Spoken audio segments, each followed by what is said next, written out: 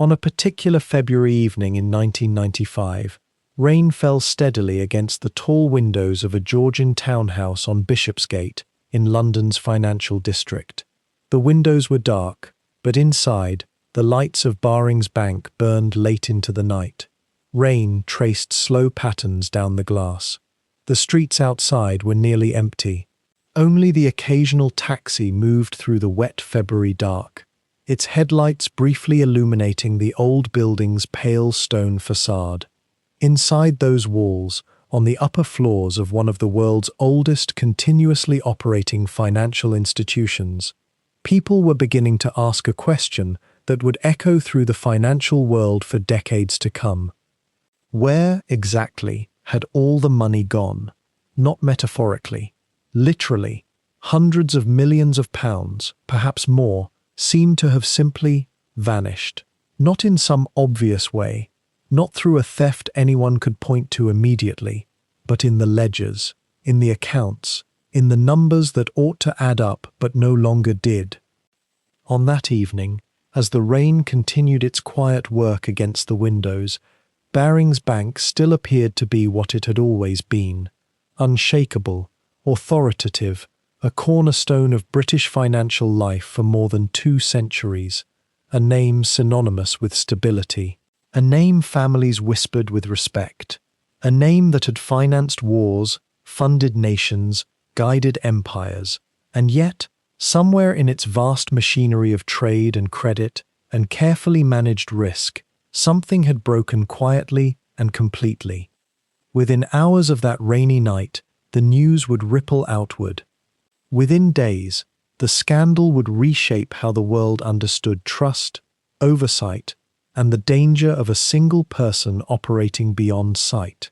But in those final hours of silence, the building stood as it always had, rain running down its Georgian brickwork, and inside it, the terrible arithmetic of collapse was being slowly, reluctantly discovered. This is the story of how that happened. How a bank older than the United States, wealthier than most nations, managed by families of legendary financial acumen, came to be destroyed by one person in a distant office. One person who, depending on how you view it, was either a brilliant trader or a lonely, desperate man burying smaller losses under larger ones until the whole structure became impossible to conceal. The truth, perhaps, is something of both.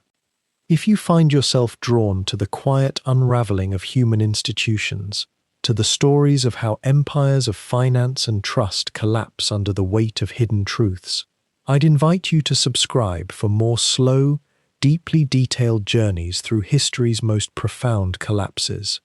These are narratives designed to unfold like memories, gently tracing the patterns that lead toward catastrophe.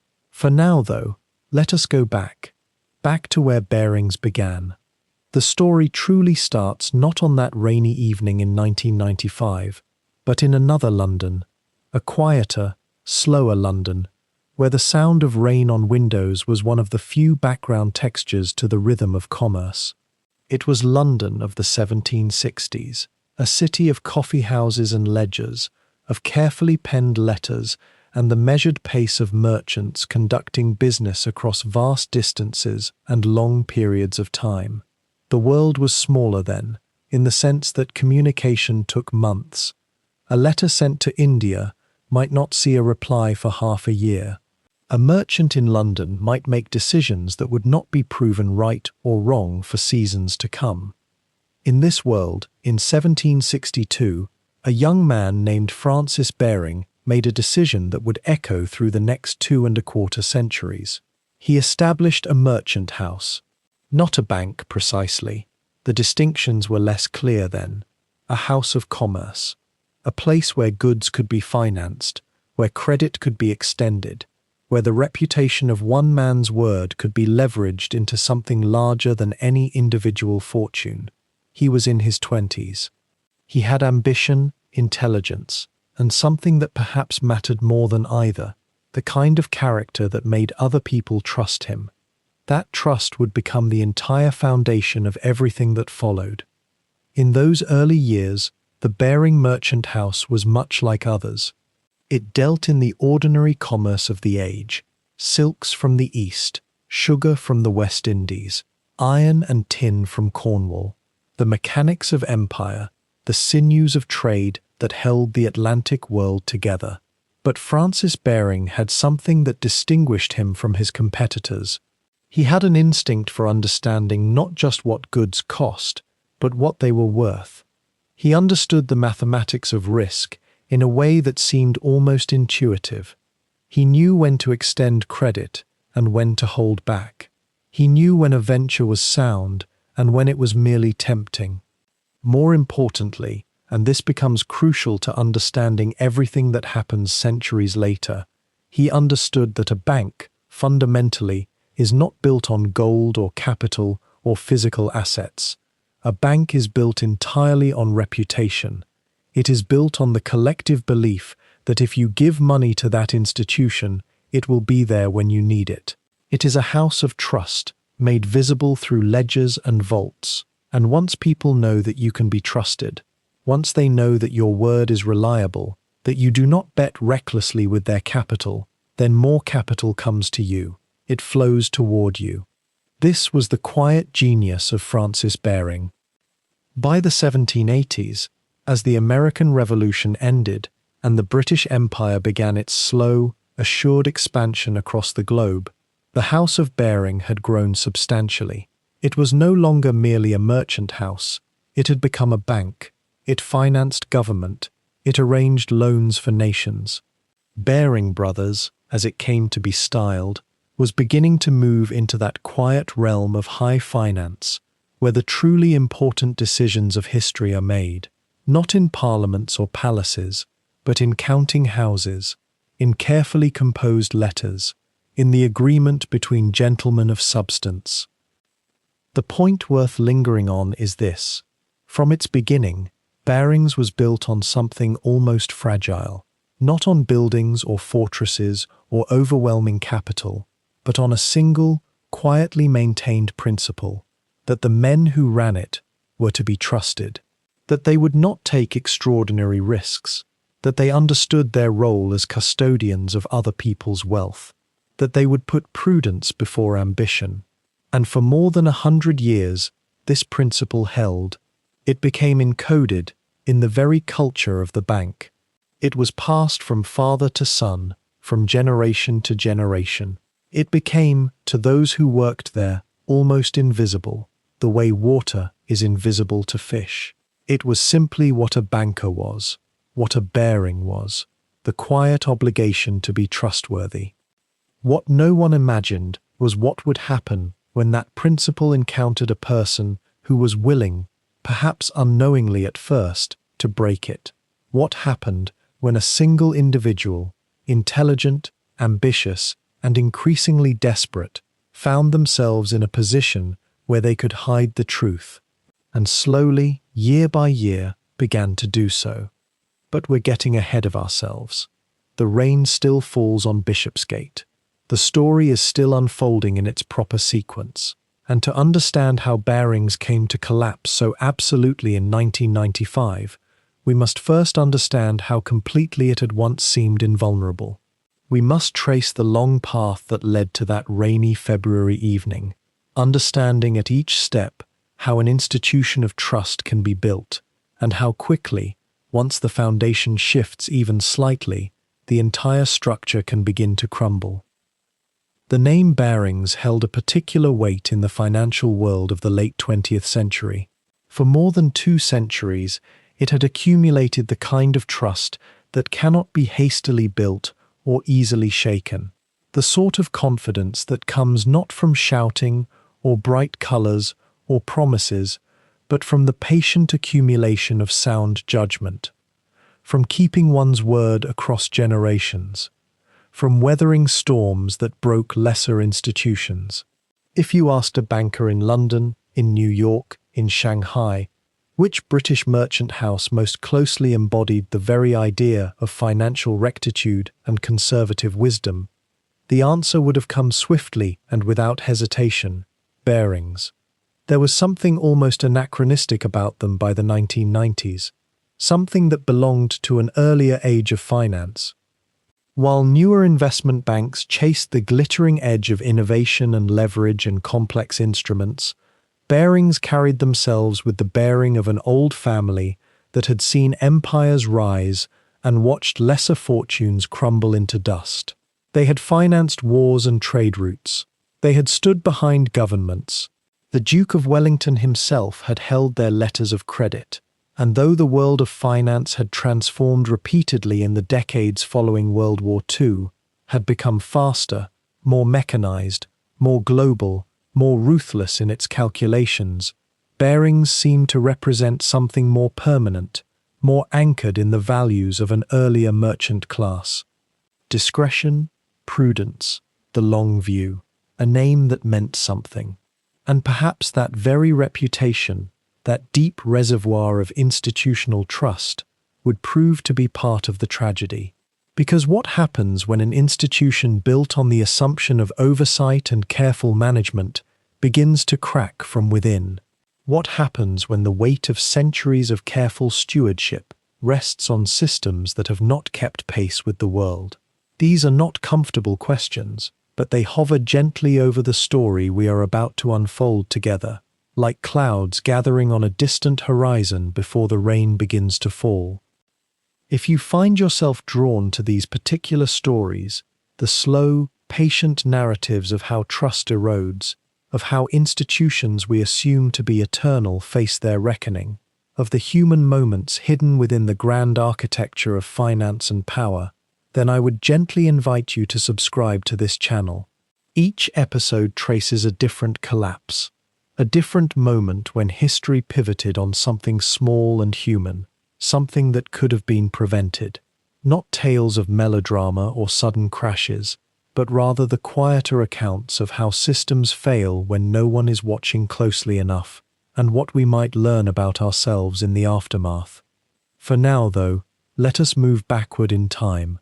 Let us leave the rain-soaked London evening of 1995 and travel deeper into the past, to the moment when the story of Barings truly began, to a London that looked vastly different, a world where communication moved at the speed of sailing ships, where the foundations of the family's power were being quietly laid in the coffee houses and ledger books of a Georgian merchant house.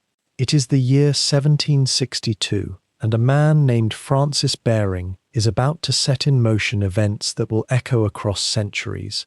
And so we travel backward now, 2 centuries and a third, to the fog-wrapped streets of London in 1762.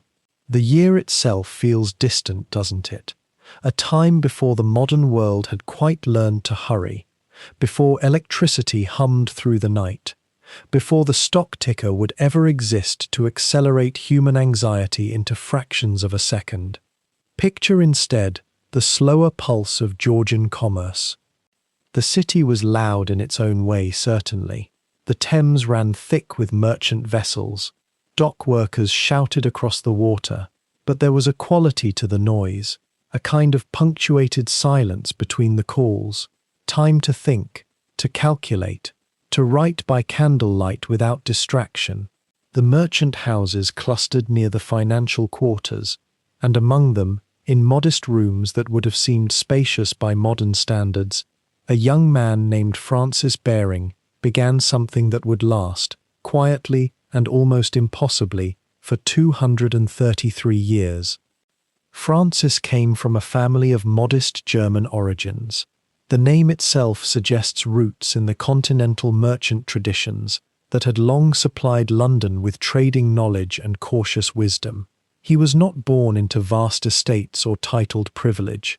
What he possessed instead was something more useful for building a bank, an instinct for small, careful profit, an understanding that trust, once earned, could be lent out again and again, and that patience was a more durable asset than ambition. The coffee houses of London in the 1760s were the nervous system of the merchant world. Men gathered in Lloyd's Coffee House, in the Exchange Alley establishments, in dimly lit rooms with oak panelling and tobacco smoke, where they drank dark coffee from small cups and discussed the slow movements of ships across unknown waters. News travelled slowly. A merchant might wait weeks to hear whether a vessel had sunk in a storm or arrived safely in Calcutta. A contract negotiated over coffee one afternoon might not be written down for days. Everything depended on reputation, on the word of men who could remember faces and names and the pattern of a man's honesty over years. This was the world into which Francis Baring introduced his merchant house. And notice, there was no dramatic announcement, no grand opening, no promise of revolutionary change. He simply began to do what merchant bankers did. He took money from people who had it, held it safely, and lent it to people who needed it. He negotiated the rates. He assessed the risk by looking into a man's eyes across a table lit by candles. He kept meticulous ledgers in his own hand, those leather-bound books with their ruled pages and careful entries in India ink, each transaction written in a script that would remain legible for centuries. The mechanics of this business were mundane, almost peaceful by modern standards. A shipowner might come to Baring, worried that he could not afford to outfit an expedition to the Caribbean and back. Baring would ask questions, careful, probing questions about the captain's experience, the condition of the hull, the markets in Barbados and Jamaica. He would assess the risk, and if it seemed acceptable, he would provide the capital. And when the ship returned, laden with sugar or molasses or rum, Baring's investment would return with it, along with a reasonable profit. He would take that profit and lend it out again. Each cycle, the house grew slightly larger. Each successful voyage added to the name's credibility. What made Francis Baring different? What would eventually make his house into something more than just another commodity merchant was his willingness to extend credit, not just to shipowners and traders, but to governments. Britain in the 1760s and 1770s was engaged in expensive colonial adventures. The American Revolution would soon drain the treasury. The French were always a threat, always requiring military preparation. Governments needed loans, and governments were larger, more complex borrowers than traders. They defaulted less frequently. There was the matter of national honor, of the difficulty of invading one's own government to collect a debt. But they also required more careful negotiation. The terms had to be fair enough that they would accept them, profitable enough that the banker's risk was worthwhile. Here, in this balance between fairness and profit, between caution and boldness, Francis Baring found his genius. He did not take wild risks. He did not lend to every venture that promised high returns. Instead, he developed a reputation for being someone who understood what he was lending for, who calculated carefully, and who kept his word. Slowly, this reputation began to attract not just individual merchants, but other bankers. If Baring had loaned money to a venture, other men thought, perhaps the venture was sound. If Baring believed in a government's ability to repay, perhaps that government could be trusted. The ledgers filled. The office grew. The name Baring began to appear in letters and conversations with increasing frequency. And yet, there was nothing in the appearance of the house itself that would have suggested its future importance. It was a modest building, respectable, but not ostentatious. The men who worked there dressed plainly. They arrived in the morning and sat at their desks and wrote in their ledgers and conducted their correspondence in careful language. The pace was deliberate. Decisions were made slowly, discussed thoroughly, committed to paper. There was no sense of rush, no feeling that time was something to be compressed or exploited. Perhaps this itself was the secret, that durability came not from growth for its own sake, but from a kind of restraint. Francis Baring seemed to understand that a bank's real value lay not in how much profit it made in any single year, but in whether it would still exist and be trusted in 10 years, in 50 years, in 100. And so he built slowly, carefully, with an eye toward a future he would never see but seemed somehow to believe in, a future in which the Barings name would outlast him not by decades, but by centuries. The Georgian evening deepens around this image. The candles burn down, the ledgers fill. The ships sail and return, the slow, steady rhythm of trust being accumulated, one transaction at a time, one reputation being earned, day after careful day. The merchant house that Francis Baring had established in that London of coffee houses and counting rooms would not remain merely a merchant house for long. In the decades that followed his founding, something quietly profound was unfolding within those walls on Bishopsgate. The family, Francis himself, and then his son Alexander, who would become the true architect of Barings's ascent, began to move beyond the simple trading of goods. They began to move into the movement of money itself. It was a gradual transformation, unhurried as the Thames at full tide. Through the 1770s and 1780s, as Britain found itself deeply entangled in the American Revolution, and then as the nation looked outward toward new dominions and new markets, the Baring family positioned itself not as merchants who bought and sold, but as intermediaries who financed those who did. They began to understand, in a way that would define them for nearly 2 centuries, that the real power in commerce flowed not from owning the goods, but from owning the capital that moved the goods across oceans. What changed, fundamentally? The Barings recognized a shift in how the world worked. Empires required money to expand. Nations required loans to wage wars and build infrastructure. Merchants required credit to fill their ships. And someone had to be in the middle of all that movement. Someone had to be trusted enough to lend vast sums to strangers on distant continents, and trusted enough by those strangers to actually repay them. That someone became Barings. By the 1780s, the family house had begun financing the great trade routes. They would lend to merchants heading to India, taking a small percentage, assuming the risk that storms or pirates or simple misfortune might swallow the cargo and the profits both. But gradually, the percentages added up. The risks, spread across many ventures, became predictable. The mathematics of probability began to work in their favor, and in that quiet mathematics, wealth accumulated.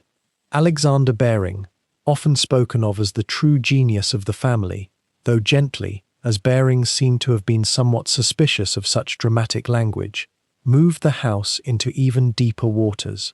He understood that government loans were perhaps the most reliable form of capital movement of all. A nation's currency might fluctuate, a merchant's venture might fail, but a government's promise to repay, backed by taxation and the apparatus of state, that was something approaching certainty. That was something you could build an empire of banking upon. Consider the peculiar moment in which this was happening. Britain in the late 1700s was not the cautious nation it had been in the Restoration. It was an expansionist power, flush with colonies, ambitious in its reach, increasingly confident in its industrial innovations. Wars were expensive. The Napoleonic Wars, which consumed the attention and resources of Europe through the 1790s and into the early 1800s, were perhaps the most expensive wars the continent had ever seen. And who helped finance them? Partly Barings.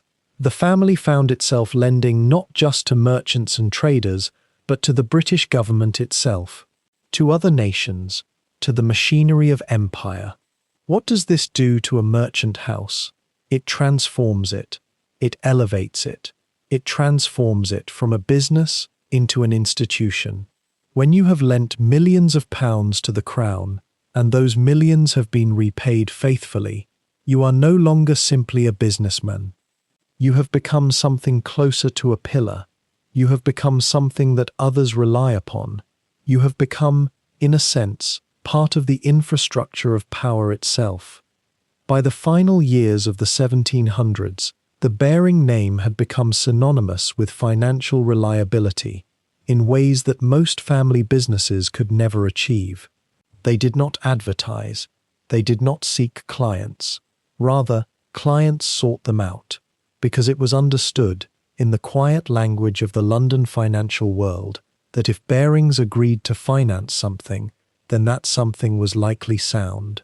If Barings was willing to lend money, then money was presumably safe with Barings. There was a circularity to their reputation, as there is with all great reputations. They were trusted because they were trusted, and this created a kind of gravitational pull toward them. The late 1700s saw them financing government loans, managing foreign exchanges, handling the vast sums that flowed through the machinery of British imperial expansion. They became, in essence, bankers to Britain itself. Not formally, there was no board of directors appointment, no public announcement, but functionally, when the British government needed to move vast quantities of money for purposes of war or trade or diplomacy, Barings was often somewhere in the middle of that movement. It is worth asking, in this moment before the bank becomes too large to see clearly, what kind of people make such decisions? What kind of temperament leads a merchant house to move from trading goods to trading in the very substance of empires? Perhaps it was simply pragmatism. Perhaps they noticed that the money moved by finance flowed larger and more reliably than the money moved by trade.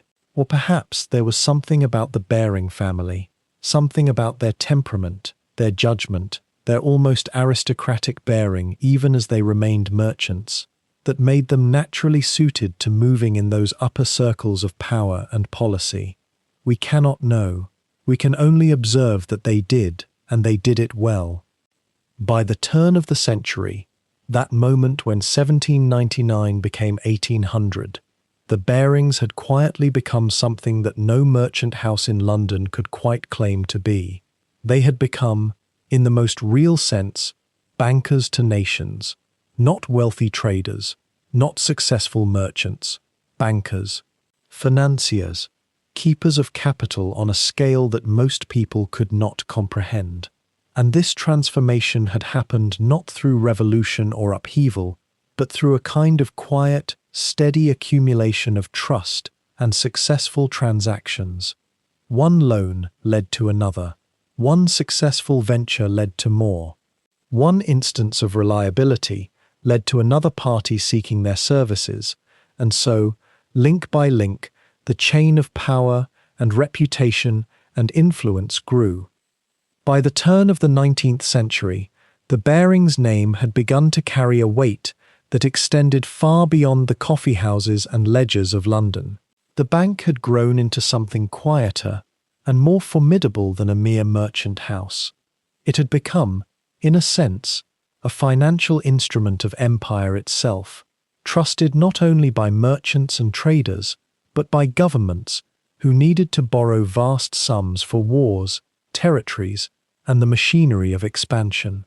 And nowhere was this quiet power more evident than in the spring of 1803, when a negotiation of almost unimaginable scale was unfolding on the far side of the Atlantic, one that would reshape an entire continent, and in which the Barings family found themselves at the very center of history, though few outside the drawing rooms of power would ever truly understand how.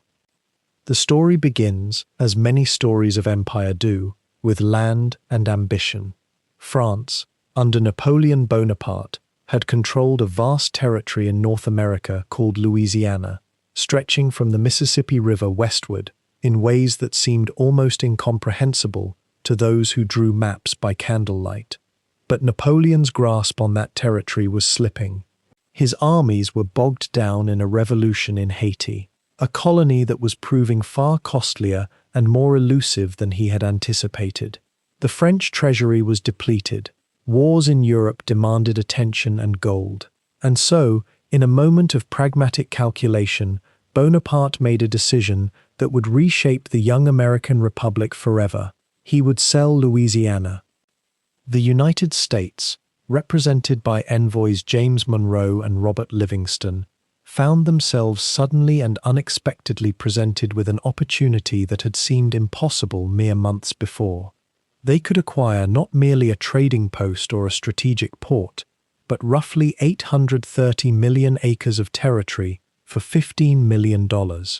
It was, in purely economic terms, a purchase of almost stupefying magnitude.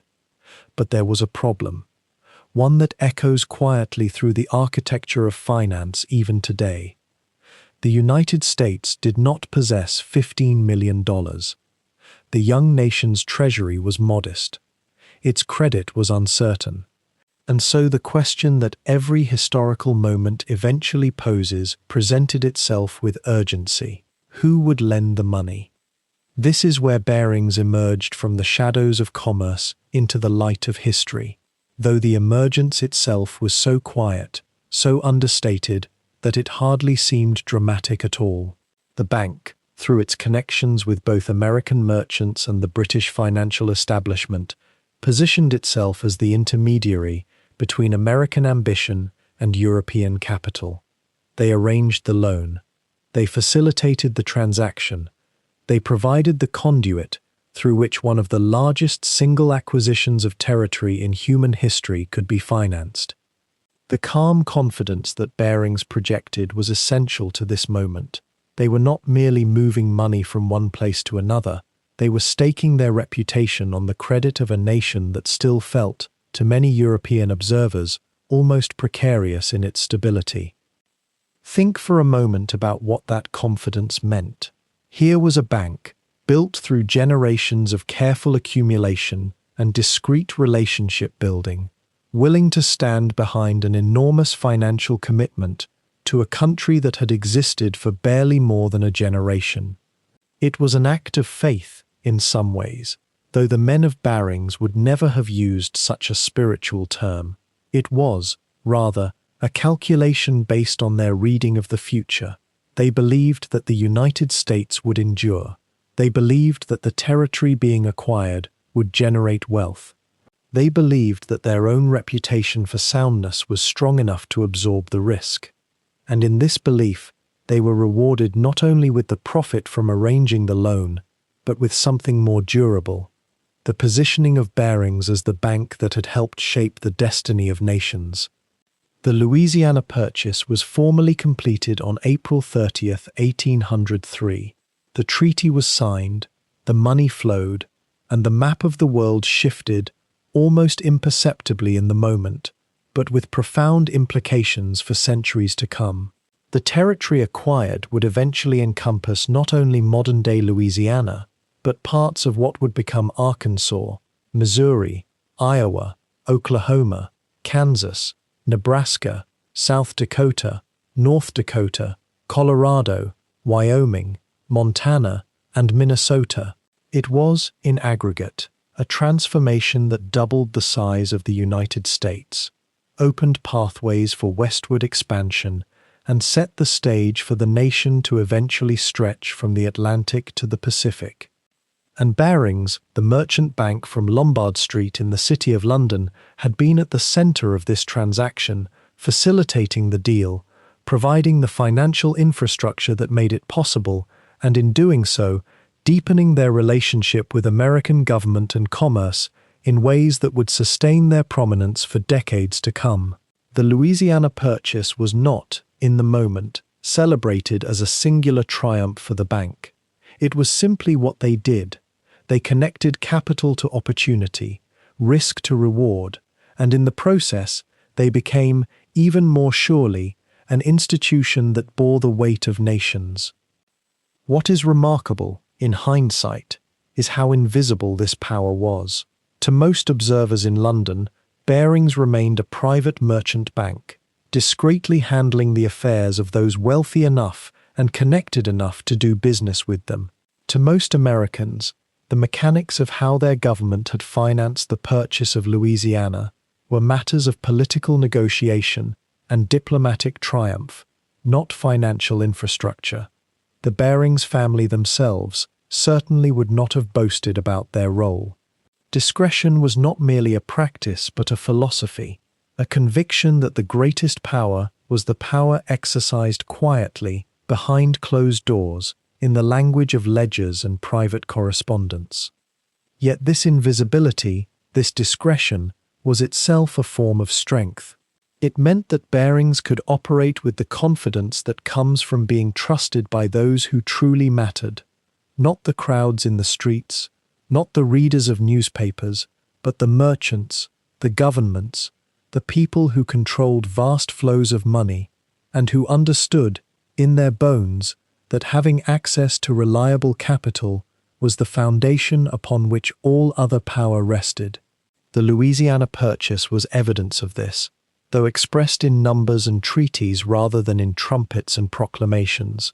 And as the early years of the 19th century unfolded, Barings would continue to build upon this foundation, becoming ever more intimately woven into the fabric of international finance, ever more secure in the knowledge that they had positioned themselves at the center of something vast and consequential. As the 19th century unfolded across Europe, the Barings name had become something quietly extraordinary. The bank didn't announce itself through grandeur or public spectacle. Instead, it moved through the chambers of power with a kind of invisible certainty, the way a master musician might move through a familiar composition without ever needing to look at the score. By the 1820s, Barings had financed the independence of Latin American nations. By mid-century, it held government bonds from Russia, France, and territories across the colonial world. The sum of its influence was so diffuse, so woven into the sinews of international finance, that a phrase began circulating through the banking houses and government corridors of London. The Barings were, some said, the sixth great power of Europe. Not a nation, not an army, but a family whose word moved gold, and nations in concert with one another. This reputation rested on something more durable than mere wealth, though the family possessed that in abundance. It rested on a culture so refined in its discretion that outsiders could scarcely perceive the machinery of its operations. The partners who sat in the offices on Bishopsgate, and later in more grand establishments, understood something fundamental about trust in the 19th century. Trust, in that age of ledgers and correspondence, could only exist in the space between what was known and what was kept deliberately hidden. The art of banking, as the Barings had perfected it, was not to reveal the full mechanism of one's operations, but rather to reveal just enough to inspire confidence while maintaining impenetrable privacy about the decisions that truly mattered. Walk through the doors of Barings in, say, 1860 or 1870, and you would have encountered an atmosphere of almost reverential quiet. Clerks moved with purposeful discretion through high-ceilinged rooms where the light fell in particular angles determined by the architecture of old London itself. Correspondence arrived daily from branches in Paris, Amsterdam, Hamburg, and across the expanding networks of empire. Every letter was read with careful attention. Every decision was made not hastily, but through a kind of conversational deliberation among the partners. One can almost hear the sound of it, if one listens carefully to the historical record, the scratch of pens, the murmur of voices behind closed doors, the turning of pages in massive leather-bound ledgers that recorded not just transactions, but the slow accumulation of relationships across decades. The partners of Barings understood that in the world of high finance, there was a distinction between transparency and trust. A transparent institution would explain everything, justify every decision, open its books to scrutiny. A trusted institution, by contrast, revealed what needed to be revealed to those who deserved to know it, and maintained a certain elegant silence about the rest. For most of the 19th century, this approach worked beautifully. Governments trusted Barings because other governments clearly did. Investors trusted Barings because the institution had never failed them. The compound effect of this trust was that the bank could move with extraordinary confidence into new ventures, new markets, new opportunities that might have seemed reckless in the hands of a less established house. Consider the scale of their operations by the 1880s. Barings was not merely a bank. It had become, in many ways, a shadow institution of empire itself. It financed the building of railways across India and Africa. It arranged the transfer of capital to support colonial ventures. It provided the financial infrastructure that allowed Britain's influence to project across continents. The partners understood themselves to be not merely money changers, but stewards of British power and prestige. This gave their work a kind of moral weight that went beyond simple commerce. When a Barings partner made a decision, he did so not just for shareholders, but, in some sense, for the nation itself. Yet this very power contained the seeds of a peculiar vulnerability. The culture of discretion that had served the bank so well for over a century rested on an assumption that was not always explicitly stated, but was deeply felt in the institution's bones. The assumption was that the people who held power within Barings, the men who were trusted with the most sensitive decisions, would themselves be trustworthy. They would be men of honor, of principle, shaped by education and family tradition into an understanding of their responsibilities. They would never exploit the trust placed in them. They would never, under any circumstance, prioritize personal gain over institutional integrity. This assumption had held true throughout the bank's entire history. Generation after generation of Barings had proven themselves worthy of the trust that accumulated around their name like interest on a vast deposit that compounded continuously through time. But assumptions, by their very nature, are easier to maintain when they are never tested. And the 19th century, for all its complexity, had not truly tested the Barings in the way that the 20th century would test every institution that had grown comfortable in its own power. The bank had weathered economic fluctuations, wars, and the vast upheavals of industrialization and empire. It had adapted its operations, expanded its reach, and deepened its influence. But it had never truly faced a moment where the culture of discretion, the trust in the character of individuals, and the absence of rigorous external oversight all converged into a single point of failure. That moment was still approaching, distant but inevitable, like a horizon that only becomes visible when you have traveled far enough into the landscape to see where the land ends and something else entirely begins. But if the 19th century seemed to unfold as a kind of endless accumulation of wealth and influence for the Barings name, there came a moment, in the closing years of that century, in a place far from London's ordered granite and wet cobblestones, when everything hung by the thinnest thread. It began not in London at all, but across an ocean, in Argentina, where a generation of promise and speculation had quietly been building towards something fragile. The 1880s in Argentina felt to many like a fever dream of prosperity.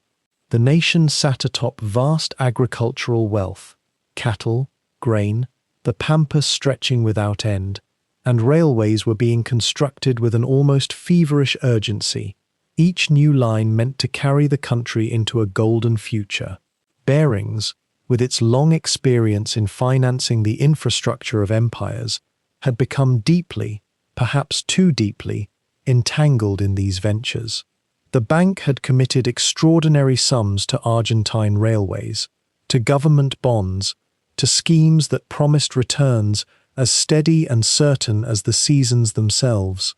And for a time, those promises seemed to hold. Then something shifted. The exact moment is difficult to pinpoint, as these things often are, for crises do not announce themselves with trumpets, but arrive quietly, like fog rolling in from a harbour where no one was watching. Perhaps it was overbuilding. Perhaps it was that the returns never quite matched the projections. Perhaps it was simply that confidence, which had been propping everything up, began to crack at the edges. By 1889, Argentina's economy had begun to show signs of strain. Currency was weakening. The government could not pay what it owed, and Barings, which had woven itself so thoroughly into the fabric of Argentine finance, suddenly found itself holding debts that might never be repaid. The realization came slowly at first, then all at once. When the true scale of Barings's Argentine exposure became apparent, when the partners in Normanton Street in London finally reckoned how much of the bank's capital had been committed to a nation now visibly struggling, there was a silence that must have felt suffocating. These were men accustomed to certainty, to the weight of centuries behind their name, to the assumption that their judgment had always been sound, and now they faced the possibility that they had made an error of catastrophic proportions. But the story of the 1890 crisis is not simply one of failure. It is one of what might be called the architecture of rescue, the way that power in finance, even in the late 19th century, worked through channels of elite confidence and mutual dependence that few beyond the innermost circles ever saw. When the full extent of Barings' predicament became clear, the bank faced not merely insolvency but something worse. The collapse of one of the foundations of British financial stability would have sent tremors through every market in Europe and beyond. Such a thing could not be permitted to happen, not when so much depended on the assumption that institutions like Barings endured. So it was that a peculiar rescue unfolded. The Bank of England, which stood as the guardian of the nation's financial health, and other leading financial houses, Rothschilds among them, worked with a quiet intensity to assemble a rescue. The details were kept largely from public view. Money was raised. A consortium was formed. The private drama took place in rooms where the carpet was thick and the leather worn soft by generations of decisions that shaped nations. What mattered was not transparency or full accounting, but rather the preservation of confidence itself. The system had to be seen as sound, as self-correcting, as fundamentally trustworthy. By 1891, the immediate crisis had passed. Barings had survived, though not without cost, and not without a sobering reminder that even the most venerable institutions could miscalculate, could overextend, could find themselves on the precipice. The bank emerged from the crisis under new management, with new caution, with a recommitment to the conservative principles that had supposedly always guided it. The damage to the Argentine economy itself was never truly repaired, but that was almost beside the point. What mattered in the circles of high finance was that order had been restored, that the great machinery of global capital had been kept running, that the hierarchy of trust had held. There is something almost melancholy in reflecting on this moment. Here was evidence, clear and substantial, that even the greatest institutions could fail, that judgment could be flawed, that distance and complexity could lead even experienced minds astray. It was a lesson written in numbers and ledgers, and yet it seemed, in the years that followed, to have been largely forgotten, or at least not fully absorbed.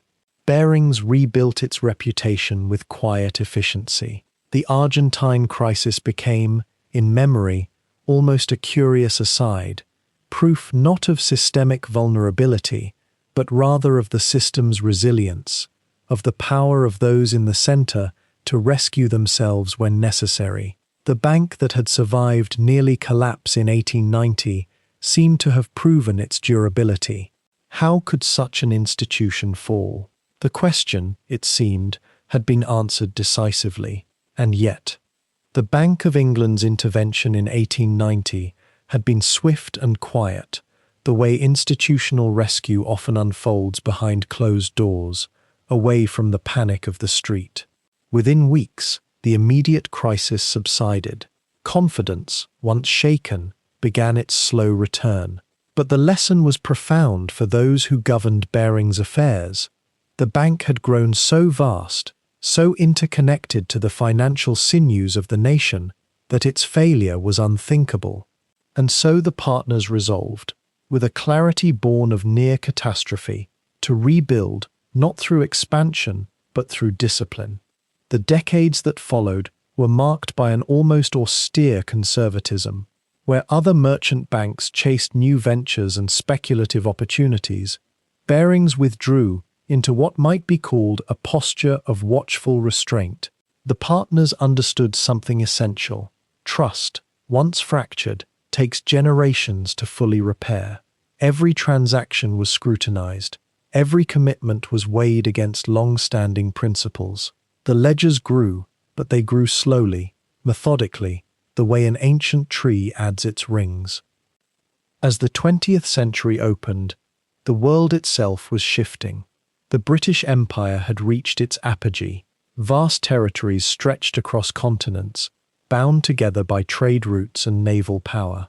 And Barings, almost without announcement, became the quiet financier of this imperial machinery.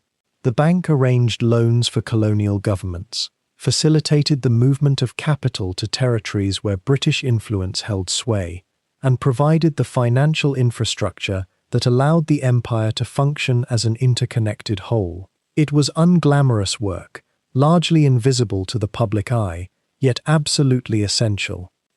Consider, if you will, the First World War. From 1914 to 1918, the machinery of modern industrial warfare consumed wealth at an unprecedented rate. Millions of pounds were needed each week for ammunition, for ships, for the endless supplies required to maintain armies in the trenches. Barings, along with other major merchant banks, became crucial to the war effort. The bank facilitated loans, negotiated foreign currency exchanges, and ensured that British gold could be translated into the material sinews of conflict. The partners themselves sometimes served the crown directly, their knowledge of global finance too valuable to be left entirely to politicians alone. It was during these years that Barings truly became what one might call a bank of the state, inseparable from the machinery of governance itself. Yet through it all, the culture within those walls remained profoundly conservative. This was not a place where young men came to make fortunes through daring speculation. Quite the opposite. There was an almost Calvinist quality to the ethos, a belief that patient accumulation, prudent decision-making, and the steady management of capital across decades and centuries was not merely sound practice, but a kind of moral obligation. The partners lived in their great houses, certainly, and enjoyed the privileges of their station, but within the bank itself, there prevailed a kind of dignified restraint. The 1920s brought new uncertainties. The post-war world was fractured and unstable. The gold standard, which had underpinned international finance for so long, wobbled. There were questions about whether Britain could maintain its preeminence as a financial power. Yet Barings, perhaps sobered by the memory of the 1890 crisis, did not overreach. The bank continued to do what it had always done: serve as an intermediary between great borrowers and great lenders, facilitate trade, manage the flow of capital to where it was most needed. There was no glory in it, no drama, but there was stability. Through the 1930s, as economic depression settled over the world and unemployment rose in Britain's industrial cities, Barings remained solvent, trustworthy, and cautious. Where smaller banks failed, where speculation led to ruin, Barings endured. This was not because the partners were prescient or particularly brilliant, though some among them were, but because the institution had learned the hardest lesson, that in the realm of finance, the ability to survive across changing circumstances is more valuable than the ability to thrive in any single moment. The Second World War brought another extraordinary demand on the nation's financial resources.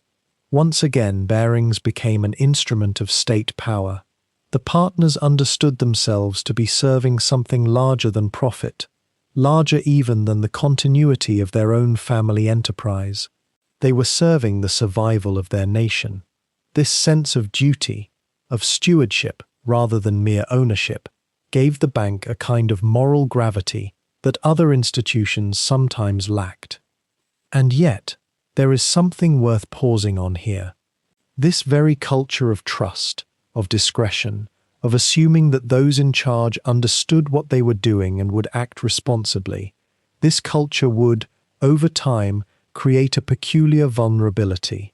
The bank had grown so accustomed to operating in the shadows of power, so confident in its own judgment, that it began to assume it could manage complexity simply by virtue of its historical prestige. Oversight became relaxed. Younger partners were brought in, trained in the traditions, but the world around them was changing in ways that the traditions had not anticipated. By the mid-20th century, Barings was what one might call successful in the deepest sense. It had endured, it remained solvent, it was trusted by governments and by other great financial institutions. The partners could look back across nearly 2 centuries and see a lineage of stability, of wise stewardship, of decisions made in the long view rather than for immediate gain. That alone was an extraordinary accomplishment in an industry prone to hubris and collapse. But institutions, like individuals, sometimes carry the seeds of their own undoing within the very strengths that have sustained them. By the middle years of the 20th century, the world that Barings had known was undergoing a profound and quiet transformation. The grand architecture of empire, upon which so much of the bank's prosperity had been built for nearly 2 centuries, was beginning to crack and fade. India, the jewel that had anchored British finance since the Napoleonic Wars, moved toward independence in 1947. One by one, the colonies and dominions that had seemed permanent fixtures on maps colored in red were becoming sovereign nations, each with their own central banks, their own financial ambitions, and their own reasons to look elsewhere for counsel and capital. For an institution like Barings, steeped in the tradition of imperial commerce and accustomed to moving vast sums through networks of British influence and assumption, this shift required something quite difficult: adaptation. The bank had survived wars, had weathered the 1890 crisis, had endured 2 catastrophic global conflicts that reshaped the very nations it had served. Yet in some ways, the slow unraveling of empire presented a challenge of a different character. It was not a sudden shock that could be met with decisiveness or rescue. It was a gradual erosion of the certainties upon which the institution's entire identity had been constructed. And yet, Barings did adapt. The partners who led the bank through the 1950s and 1960s possessed an instinct for survival that had carried the family through previous transitions. They began to cultivate relationships in the emerging markets of Asia and the Middle East, even as the old colonial trade routes withered. The wealth of petroleum, newly tapped and internationally traded, opened new channels of finance. Nations rebuilding after war, Japan, Germany, eventually Singapore itself, became new centers of commercial energy and investment. Barings quietly shifted its gaze eastward, recognizing that the future of global finance would not be written solely in London's coffeehouses and counting houses, but in the trading rooms and financial hubs being constructed across the world.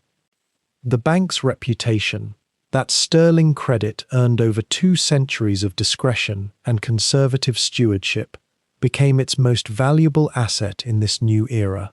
Barings was no longer the sole authority on trade and finance that it had once been.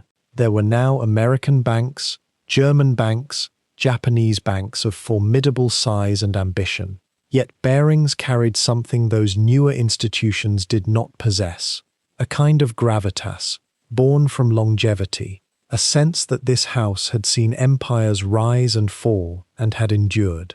When newly independent nations sought advice on currency management or development financing, the name Barings still carried weight. When corporations expanded beyond their borders, Barings still possessed networks and relationships cultivated over generations. The structure of the bank itself, however, was beginning to feel somewhat antiquated as the 1960s gave way to the 1970s. Barings remained, in many respects, a family enterprise. The partners who made decisions were typically drawn from families with historical connections to the firm. The culture inside was one of paternalism and personal trust. You knew your counterpart. You conducted business on the basis of handshakes and long-standing relationships. You operated within a framework of gentlemanly understanding about what was and was not appropriate. Information moved slowly through formal channels. Oversight was personal rather than systematic. The books were kept in ways that would have been recognizable to Francis Baring himself, merely expanded and modernized in their mechanics, but not fundamentally transformed in their philosophy. This approach had served the bank well for an extraordinarily long time. It had created an institutional culture that valued stability over spectacular returns, reputation over rapid growth, long-term relationships over short-term advantage. And as long as the financial world remained relatively stable, as long as markets moved gradually rather than violently, as long as ambitious young traders were not given access to vast sums of capital in distant locations with minimal oversight, this cautious and measured approach worked beautifully. But the financial world itself was beginning to change in ways that would ultimately test this philosophy to its breaking point. In the 1970s, oil shocks and currency crises created new volatility. Inflation rose in unexpected ways. Exchange rates, once fixed within carefully managed bands, began to float freely, introducing new complexities and new opportunities for profit. And perhaps most significantly, entirely new instruments of finance were being invented. Derivatives, futures contracts, options, complex mathematical tools that allowed traders to speculate on the movements of underlying assets without owning those assets directly. These innovations were revolutionary in their implications. They promised efficiency. They offered new ways for institutions to hedge risk. They created possibilities for generating profit from tiny movements in prices across massive sums of notional value. Yet they were also opaque to many of the people who ran traditional institutions. How do you properly supervise something you don't fully understand? How do you set limits on activity in markets that are themselves entirely new? How do you reconcile a 200-year-old culture of careful stewardship with the frenetic energy of traders making instantaneous decisions that could move millions of pounds in minutes? Barings, as the 1970s progressed and the 1980s approached, found itself at a crossroads that it did not perhaps fully recognize as such. The old model of merchant banking, arranging trade, financing government loans, conducting business on the basis of personal relationships and intimate knowledge of one's counterparts, was becoming less central to global finance. The new model was quantitative, rapid, mathematical, and dependent on technological systems that could process information and execute trades at speeds that would have seemed like science fiction to the partners of even a generation before. The question that hung unasked in the corridors and trading rooms of the bank was this: could an institution built on tradition and personal trust survive in a world of algorithmic trading and electronic markets? Could the careful, conservative culture that had sustained Barings through centuries of upheaval adapt to an environment that rewarded speed, leverage, and the willingness to take enormous risks in pursuit of extraordinary returns? These were not questions that the senior partners at Barings were explicitly wrestling with as the 1980s began. The bank continued along its path, still respected, still profitable, still the name to conjure in certain circles. Yet the collision between the old world and the new was rushing toward them, gathering force with each passing year. By the early 1980s, something was shifting in the quiet corridors of the City of London. The world that Barings had helped build, a world of tradition, of patience, of carefully tended relationships between gentlemen in offices overlooking the Thames, was beginning to crack. Not violently at first, but audibly. The sound was the sound of change, and it came wrapped in the language of liberation and progress. For 200 years, the city had operated under a system so embedded in custom that it barely needed written rules. There was the jobber and the broker, kept carefully apart. There was the gilt-edged market, the equity market, the currency market, each with its own rhythms and its own gatekeepers. The Big Bang was coming, though no one in 1983 quite knew how to measure it. The deregulation that would reshape London's financial world arrived, paradoxically, from a government that believed in the power of markets to order themselves. In October 1986, the old restrictive practices were dismantled in a single, orchestrated moment. The separation between jobbers and brokers dissolved. Foreign banks were suddenly permitted to own London brokerages. Electronic trading systems replaced the physical trading floors almost overnight. What had taken a century to build quietly was undone in weeks, and what emerged was something faster, louder, more competitive, and far less constrained by the weight of tradition. For merchant banks like Barings, the implications were profound, though not immediately obvious. They had thrived in the old system because they were trusted, because they moved slowly, because fortunes were built on reputation rather than on the size of next quarter's returns.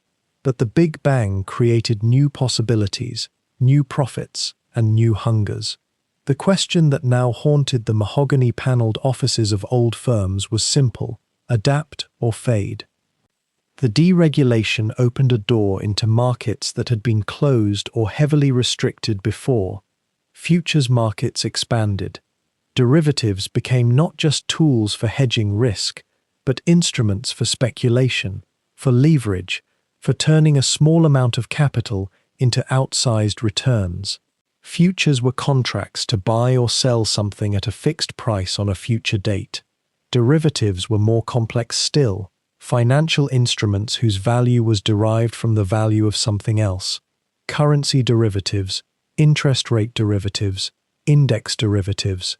The mathematics was beautiful and arcane. The possibilities seemed almost limitless. Old merchant banks like Barings found themselves in an unexpected position. They had capital, they had reputation, they had access to credit that newer, flashier investment banks were still fighting to secure.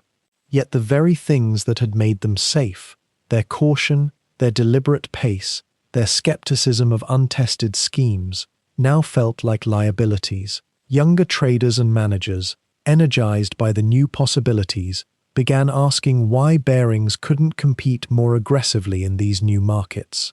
Why shouldn't they be chasing the same kinds of profits that were being made in New York, in Tokyo, in Hong Kong? The pressure was subtle but insistent.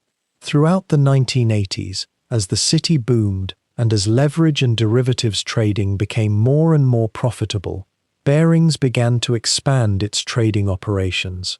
The bank had always made money, but the question was no longer just whether they could maintain their ancient profits. It was whether they could grow them at the pace that the new era demanded. Competition was fiercer. The barrier to entry had fallen, and the old certainties about what banking should be, conservative, discreet, measured, began to feel increasingly quaint. Singapore, at that moment, was emerging as one of the world's most dynamic financial centers. The city-state had positioned itself as a bridge between the developed markets of the West and the explosive growth of Asia. Currency markets hummed with activity. Futures exchanges had been opened. There was money moving through Singapore in volumes that would have seemed impossible just a few years earlier. Barings, like many London banks, saw opportunity. They began to build up their trading operations there, hiring ambitious young traders who understood derivatives, who could move quickly, who could exploit the gaps between markets. The bank's Singapore office, once a backwater, was suddenly a frontier.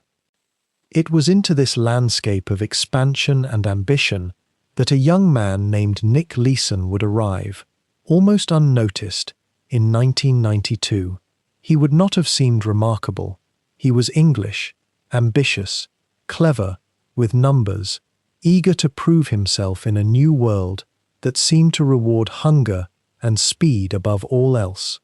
He would arrive at a bank that was trying to balance two different eras: the cautious, careful world that had made it great, and the frenetic, high-stakes world that the Big Bang had created.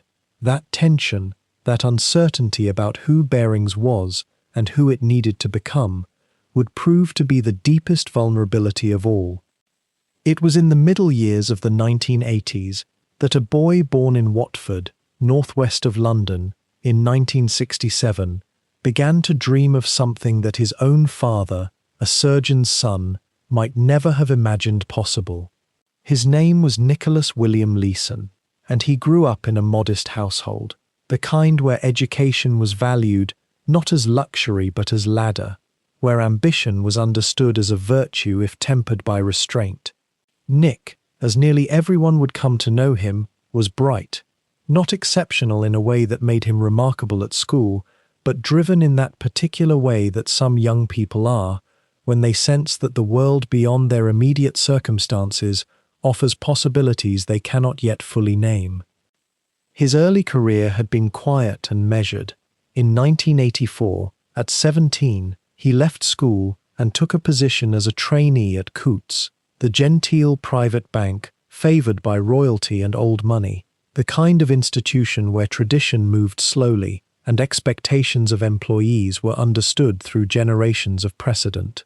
He was learning, in other words, in an environment where banking was still partly a craft, where relationships mattered more than speed, and where the careful stewardship of wealth was considered a privilege and a responsibility rather than a game to be won. But Coutts, for all its prestige, was not the future that young Leeson imagined for himself. The future, as the 1980s wore on, seemed to live elsewhere. In 1986, the great financial earthquake known in London as the Big Bang shook the city to its foundations. The old hierarchies that had governed British finance for centuries cracked open. Stock exchanges deregulated.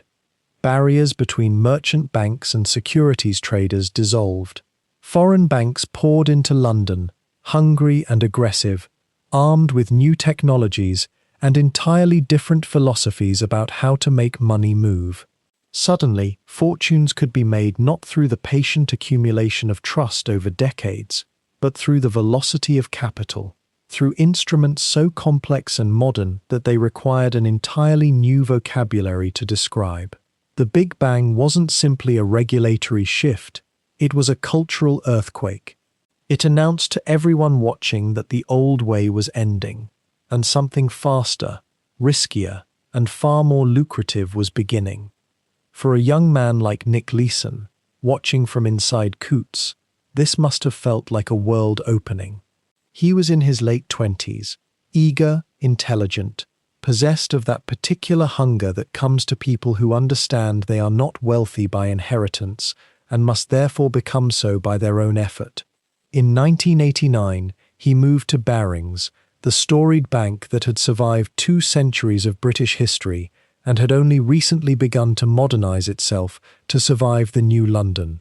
At Barings, he would work in settlements, in the back office, in that careful administrative machinery that processes trades after they have been made. It was unglamorous work, the tedious but crucial task of ensuring that when money changed hands across continents and currencies, the actual mechanics of transfer occurred without error. Yet here too he was bright. Here too he was noticed. Here too he climbed. And with each climb, he moved closer to the actual trading floors where the real excitement, the real money, the real prestige lived. The culture of Barings in this period was beginning to shift from the old certainties into something newer and more hungry. The bank needed people who understood both the old ways, the caution, the judgment, the long view, and the new ways, the speed, the leverage, the derivatives. By 1992, Nick Leeson was 25 years old and had secured a position that would have seemed almost unimaginable a few years earlier for a boy from a middle-class family with no particular family connections to the world of high finance. He was being posted to the Singapore office of Barings Securities, part of the bank's derivatives division. Singapore in the early 1990s was no longer a sleepy colonial holdover. It was becoming one of the great financial hubs of the Pacific, a place where Japanese investors had enormous capital to deploy, where currencies were volatile, where fortunes could be made in the spaces between markets. Leeson would trade futures, agreements to buy or sell assets at fixed prices in the future, on the SIMEX, the Singapore Monetary Exchange. He was young, he was ambitious, and he was about to be given a remarkable degree of autonomy in an environment thousands of miles from London, where oversight was scattered and communication, while improving, was not instantaneous. One might ask what it feels like for a person in his mid-20s to suddenly occupy a position of such potential consequence. One might wonder whether, in that first arrival in Singapore, as he walked into the offices of Barings Securities overlooking the harbour, he felt the weight of responsibility or the lightness of possibility. Perhaps both. The records suggest he was disciplined, eager to prove himself, anxious to justify the trust that London had placed in him. He was, by all accounts, courteous and professional. He was also, it seems, rather alone. The Singapore posting was meant to be temporary, a few years abroad, a useful experience in an expanding market. He had a girlfriend who had come with him, someone he would eventually marry. He was in a place of wealth and modernity, yet geographically distant from the city where he had been born, from the institutional culture that had trained him, from any established network of family or long-standing friendship. He was, in short, in exactly the sort of circumstances where isolation, though surrounded by colleagues and clients, could deepen slowly without being noticed. And this isolation, though invisible at first, would come to matter enormously in the events that were about to unfold. To understand what happened at Barings, we need to drift into the quieter corners of financial markets, into a landscape that exists almost entirely on paper and screens, removed from the physical world of goods and commerce that the bank had known for more than 2 centuries. The territory Nick Leeson entered was one of futures and derivatives, and while these words sound abstract, austere even, the underlying logic is actually quite simple and worth holding gently in mind as we move forward. Imagine, for a moment, a farmer in the English countryside in 1800, standing in his fields at planting time. He knows his wheat will be ready to harvest in 6 months, but he doesn't know what the price will be. It might be high, and he'll prosper. It might collapse, and his year's work will leave him barely able to pay his debts. The uncertainty was always there, woven into the fabric of agricultural life. But what if, instead of waiting and hoping, he could agree with a merchant in London today to sell his wheat at a fixed price 6 months from now? The merchant takes the risk that prices might fall, but gains the possibility they might rise. The farmer gains certainty. Both parties trade risk for security. This agreement, this contract to deliver something at a future date for a price set today, is the essential idea of a futures contract. It's an old idea, really, dressed in modern clothes. Now fast forward to the 1970s and 1980s, when financial markets had become far more complex and abstract. Banks and investment firms began to realize that you didn't have to limit these futures contracts to wheat or oil or copper. You could write them on anything that changes value. You could write them on interest rates, on currencies, on stock indices. You could write them on anything at all. And once you could write them, clever mathematicians and traders began to layer them. to combine them in intricate ways, to construct instruments so baroque and multifaceted that they became almost impossible to understand without deep technical training. These complex combinations came to be called derivatives, because their value was derived from the value of something else, something underneath. A derivative was a contract about a contract about a contract.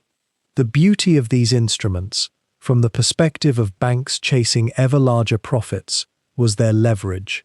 When you bought or sold a futures contract, you didn't have to put up the full value of the contract in cash.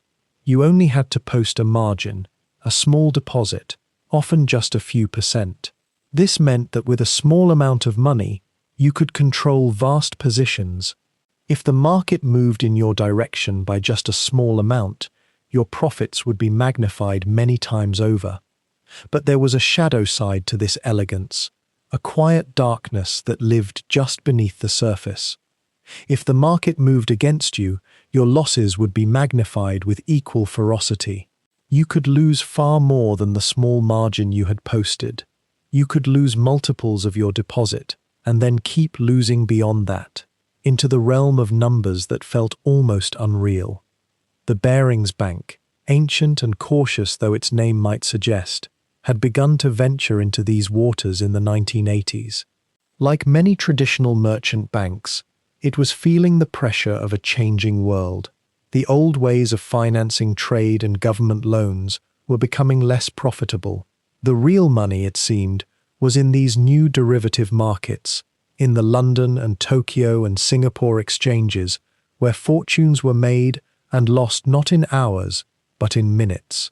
The bank's managers understood the basics, but the full complexity of these instruments, the way they could interact in markets under stress, the way they could turn against you with terrifying speed, these were not fully grasped by the senior figures in Bishopsgate.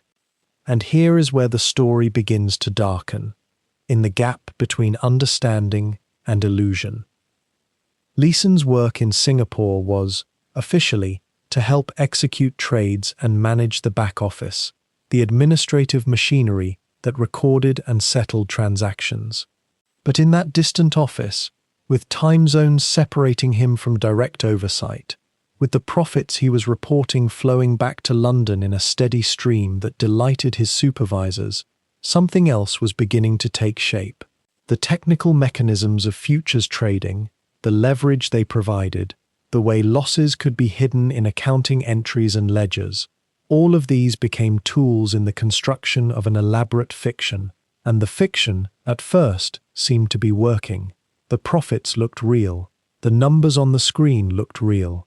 But beneath them, invisible to the partners in London, the losses were becoming very real indeed.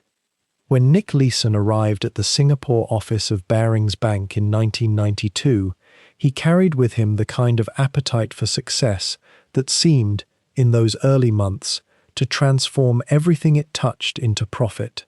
The Singapore futures market was expanding. The Nikkei 225, Japan's stock index, was a natural place for British capital to flow, and Leeson, now in his mid-20s, understood the mechanics of that market in a way that seemed almost intuitive. He was not yet a legend, but he was becoming one, quietly, in the humid air of the trading floor where screens glowed and voices rose and fell with the rhythm of prices ticking upward. The early trades worked. When you are young and the market moves in your favor, when profits appear in the column where losses might have been, there is a particular kind of validation that settles into your mind. Leeson's trades were generating returns that seemed to justify the confidence his superiors in London had placed in him. In 1992, he reported profits. In 1993, the numbers climbed higher still. By 1994, his trading was accounting for a significant portion of Barings' earnings from the Far East. Think for a moment about what that meant, really.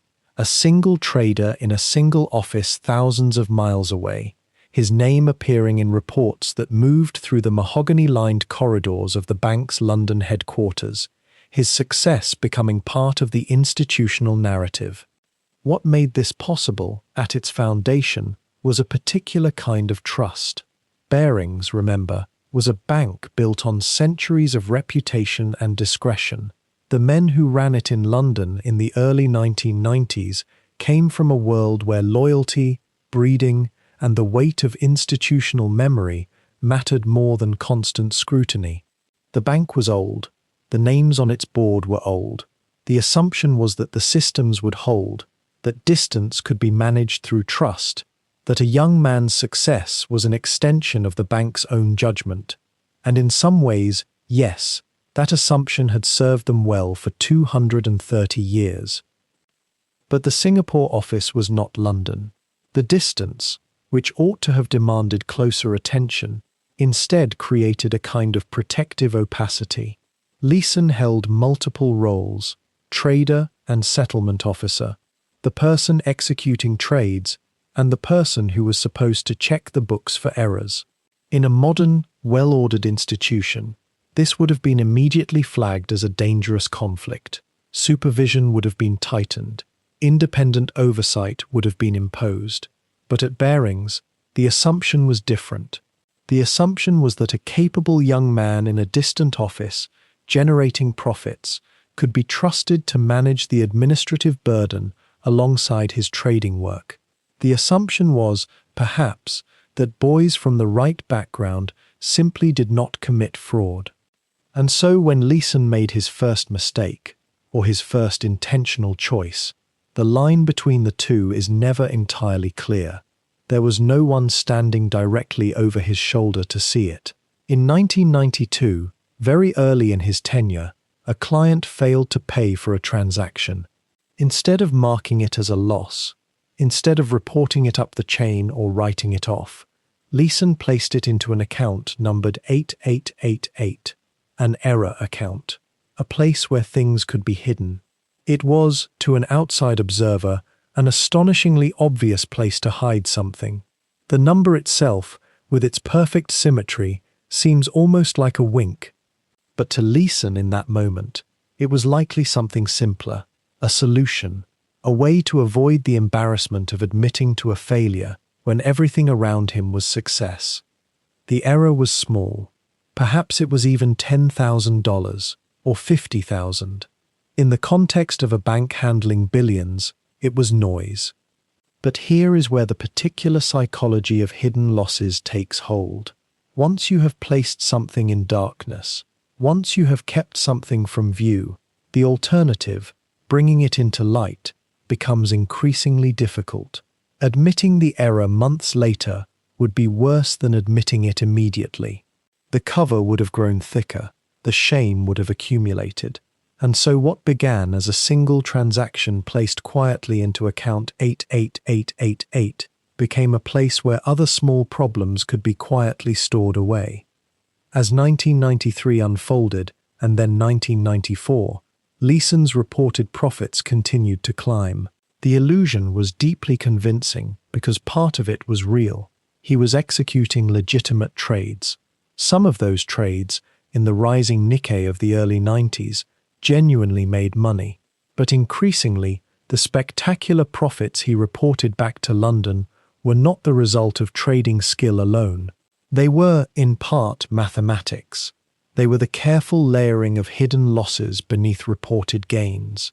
They were the movement of money from one column to another, the creation of a narrative of success that seemed to justify the distance, the trust, and the lack of oversight.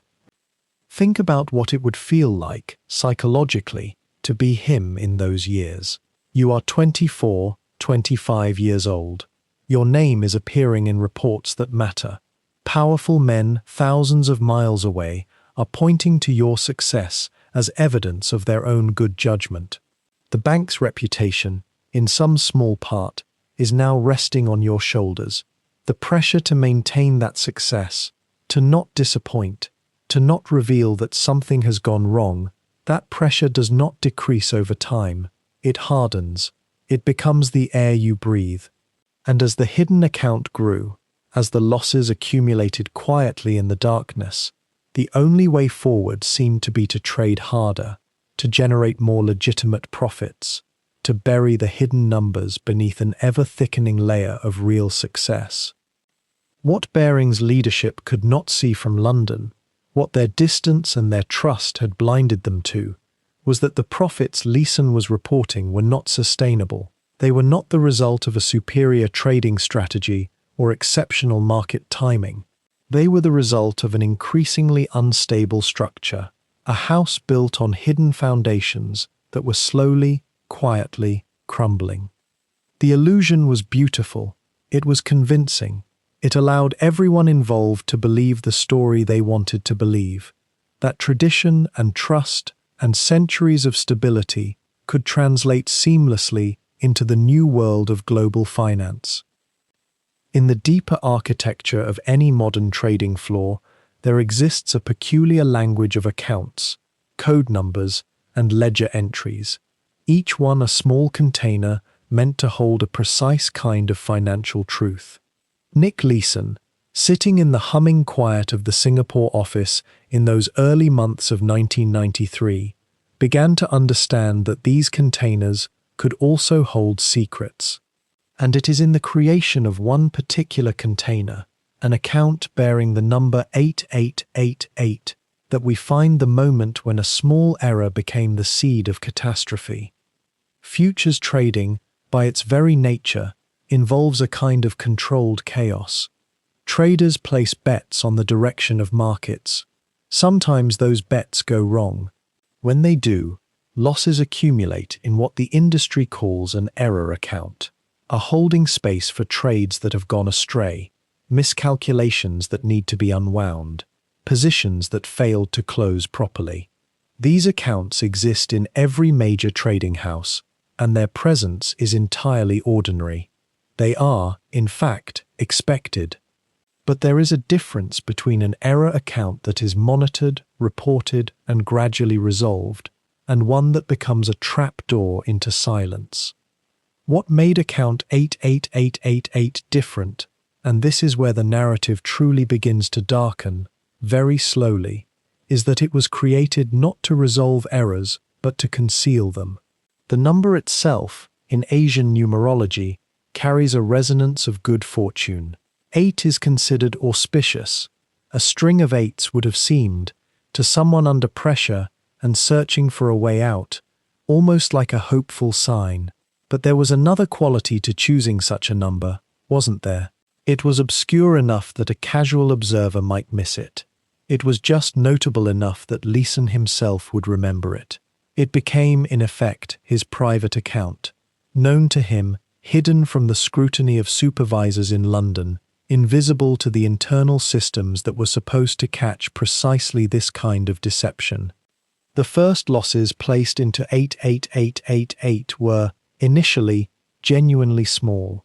Trading involves risk, and risk sometimes materializes as loss. In 1992, as Leeson established himself and began building relationships with clients, there were positions that didn't pan out. A client's trade might have gone badly. A hedge might have failed to work as intended. These small shortfalls, perhaps tens of thousands of pounds, were moved into the secret account rather than surfacing in the regular error reporting channels. It would have seemed, at that moment, like a temporary solution. Not dishonest, precisely, but rather pragmatic. A way to keep things tidy until the positions could be resolved and the account cleared. But accounts do not simply clear themselves. Markets do not move back in the direction you have secretly bet them to. And here we arrive at a psychological threshold that many who study financial fraud find quietly haunting. Once a trader has hidden a loss, once they have created a separate space where the truth does not exist on paper, they have crossed into a territory where the only logical next step is to hide the next loss as well. The amounts grew through 1993, not dramatically at first, but with a steady, almost gravitational pull. Leeson was, by all accounts, still perceived as successful. His reported profits to the London office remained strong. Client relationships seemed solid, but the mathematics of 88888 were moving in a direction he could not arrest. Every day, he would arrive at his desk and review the positions. Every day, the gap between what London believed he had achieved and what he had actually lost would widen by some incremental amount. One might ask, why didn't he simply close the account and confess? Why not take the loss, face the consequence, and allow the institution to absorb what was, at that stage, still a manageable wound? The answer lies partly in the structure of banking culture itself, and partly in the very human architecture of shame and hope that exists inside any individual under pressure. In merchant banking, losses reflected on a trader's record. They were marks against competence, against judgment, against the assumption of reliability that Leeson had been carefully building since his arrival. To admit a loss would be to admit that his early promise had been hollow. It would be to step backward, to diminish the status he had worked to establish. And it would be to face, squarely, the possibility that he was not the trader he believed himself to be. Instead, and this is a pattern that repeats itself across the history of financial collapse, Leeson took on more risk in hopes of recovering the losses with new profits. This is called, in the clinical language of trading, doubling down. In less clinical terms, it is the logic of gambling. You have lost money you cannot account for, so you take a larger bet in hopes that a larger win will erase the problem. It is the sound decision of no one in a stable state of mind, yet it is the decision that emerges, almost inevitably, once the first deception has been committed. By late 1993, account 88888 contained losses in the millions of pounds. The account itself had been cleverly positioned within the trading system. Leeson had access to it, but the supervisory systems that should have flagged it did not. There is something almost sad in studying how this happened, how London's oversight, operating at a distance of thousands of miles, simply did not see what was accumulating in the darkness of the Singapore office. The bank's own internal controls were fragmented. Different departments did not communicate efficiently. Risk management in London was not synchronized with the trading data coming from Singapore. And Leeson, sitting in the middle of this gap, had become intimate with its dimensions. His position had shifted, gradually, from trader to architect of concealment. Every morning, he would manage the active trading positions, playing the role of the successful young banker. Every evening, or in quiet moments between trades, he would attend to account 88888, watching the losses accumulate, understanding that he was now trapped in a logic from which there was no simple exit. The account had become, in a sense, his second life, a parallel reality that consumed more and more of his attention and emotional energy, even as he maintained the performance of normalcy in the office around him. The question that haunts any study of this period is whether anyone suspected, were there colleagues who noticed something odd in his behavior? Were there supervisors in Singapore who sensed the gap between his reported profits and what might have been observable in the market activity? The honest answer is that we cannot know for certain, though the evidence suggests that the oversight was simply not systematic enough to catch it. Leeson was personable. He was not erratic. He did not draw attention to himself through extravagance or unusual behavior. He seemed, by all outward measures, to be exactly what a rising trader should seem to be. And so the year turned toward 1994, and account 8888 continued its quiet accumulation, a kind of financial dark star gathering mass in the silence, growing heavier with each passing month, and pulling Leeson deeper into a gravity from which escape was becoming, with every decision, ever more impossible.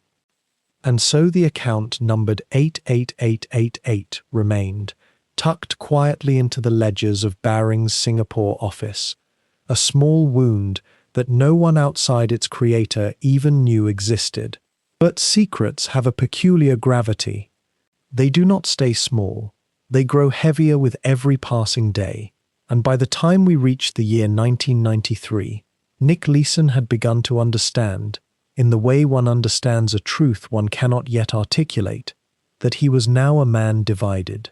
On the surface, to his colleagues and supervisors in London, he was still the golden trader. The cables arrived regularly, month after month, bearing news of substantial profits. £20 million in 1992, 30 million in 1993.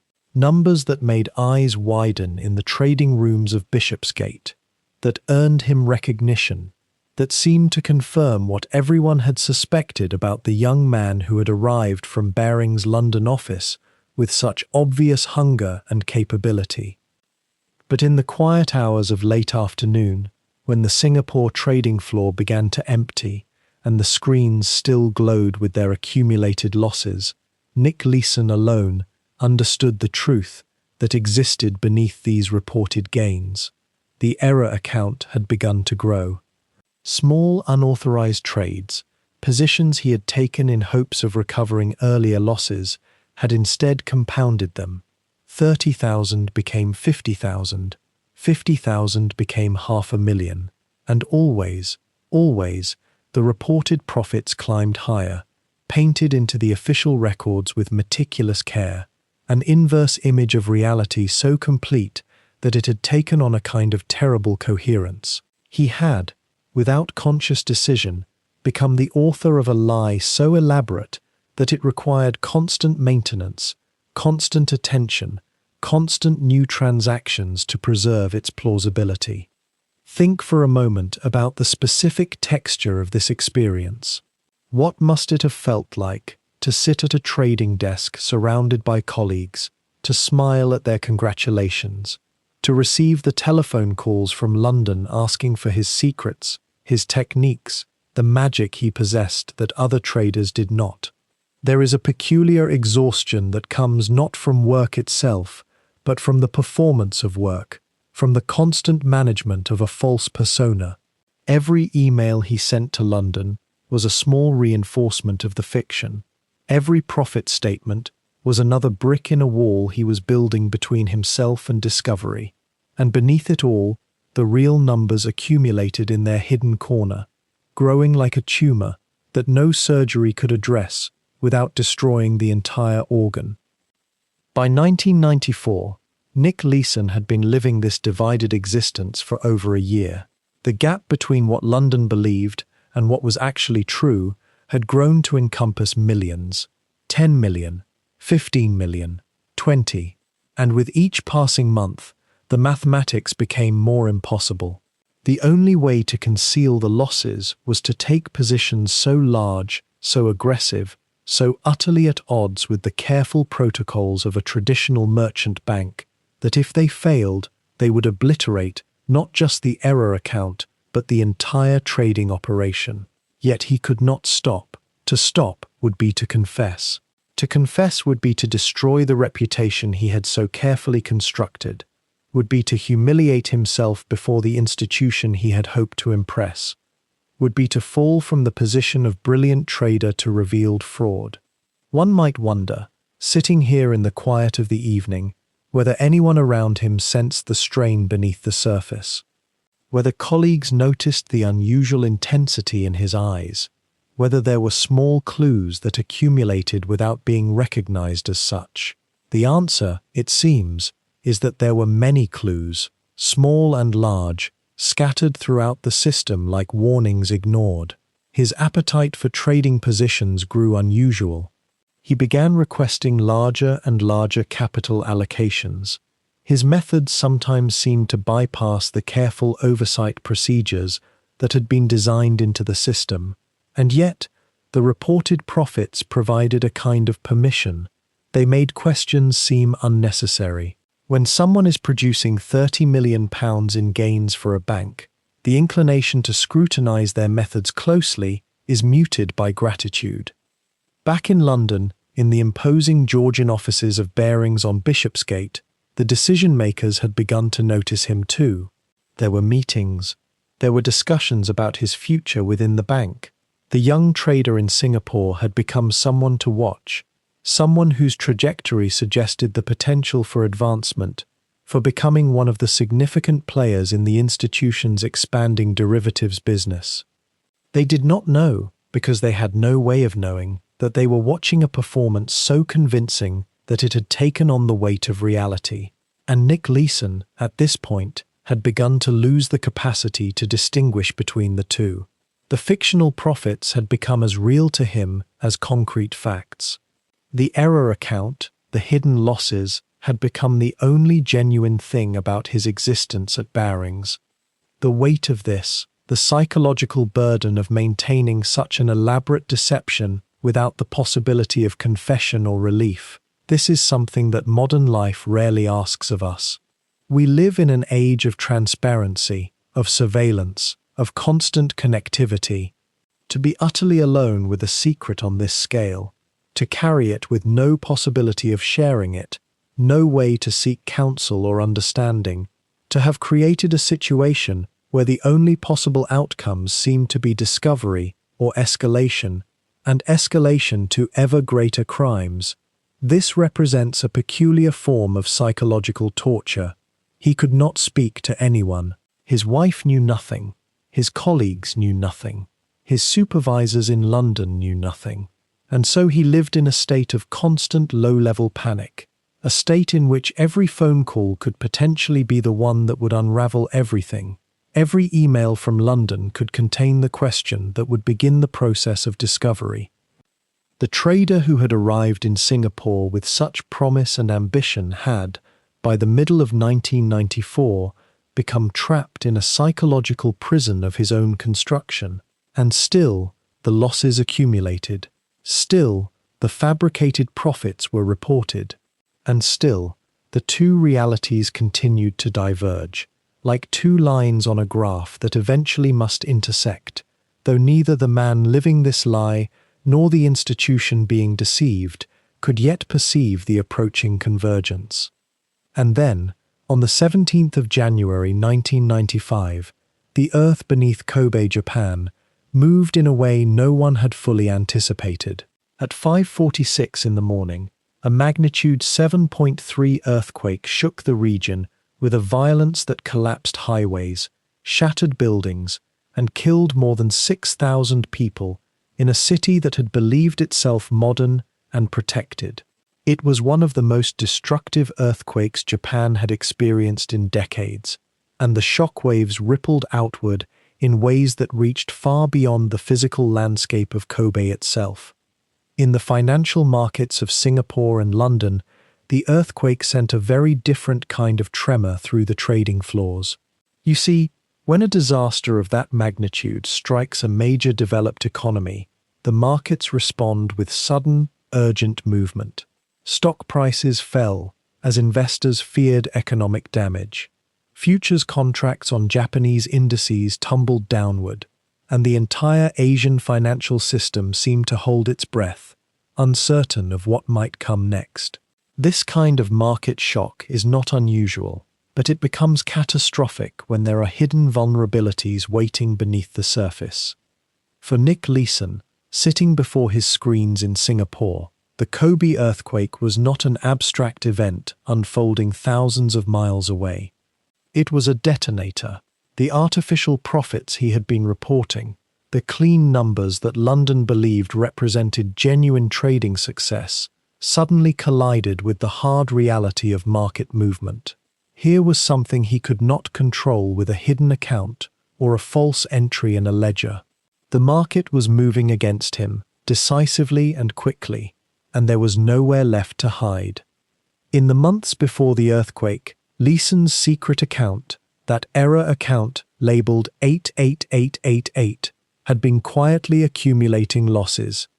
The total had grown to something approaching £80 million, an almost incomprehensible figure that he had managed, through sheer willingness to deceive himself and his employers, to keep concealed from view. But losses accumulate at different rates, depending on the direction the market moves. When markets are calm or moving favorably, even a large hidden loss can feel almost manageable, as though the next winning trade might begin to erase it. But when a major shock hits, when volatility spikes, the losses can accelerate with terrifying speed.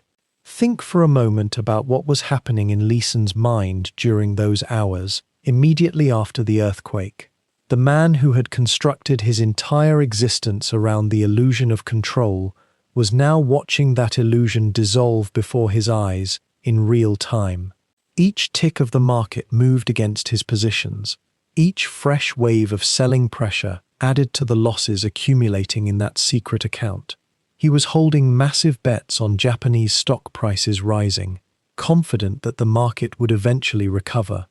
But confidence, after all, is a luxury that evaporates the moment losses become irreversible.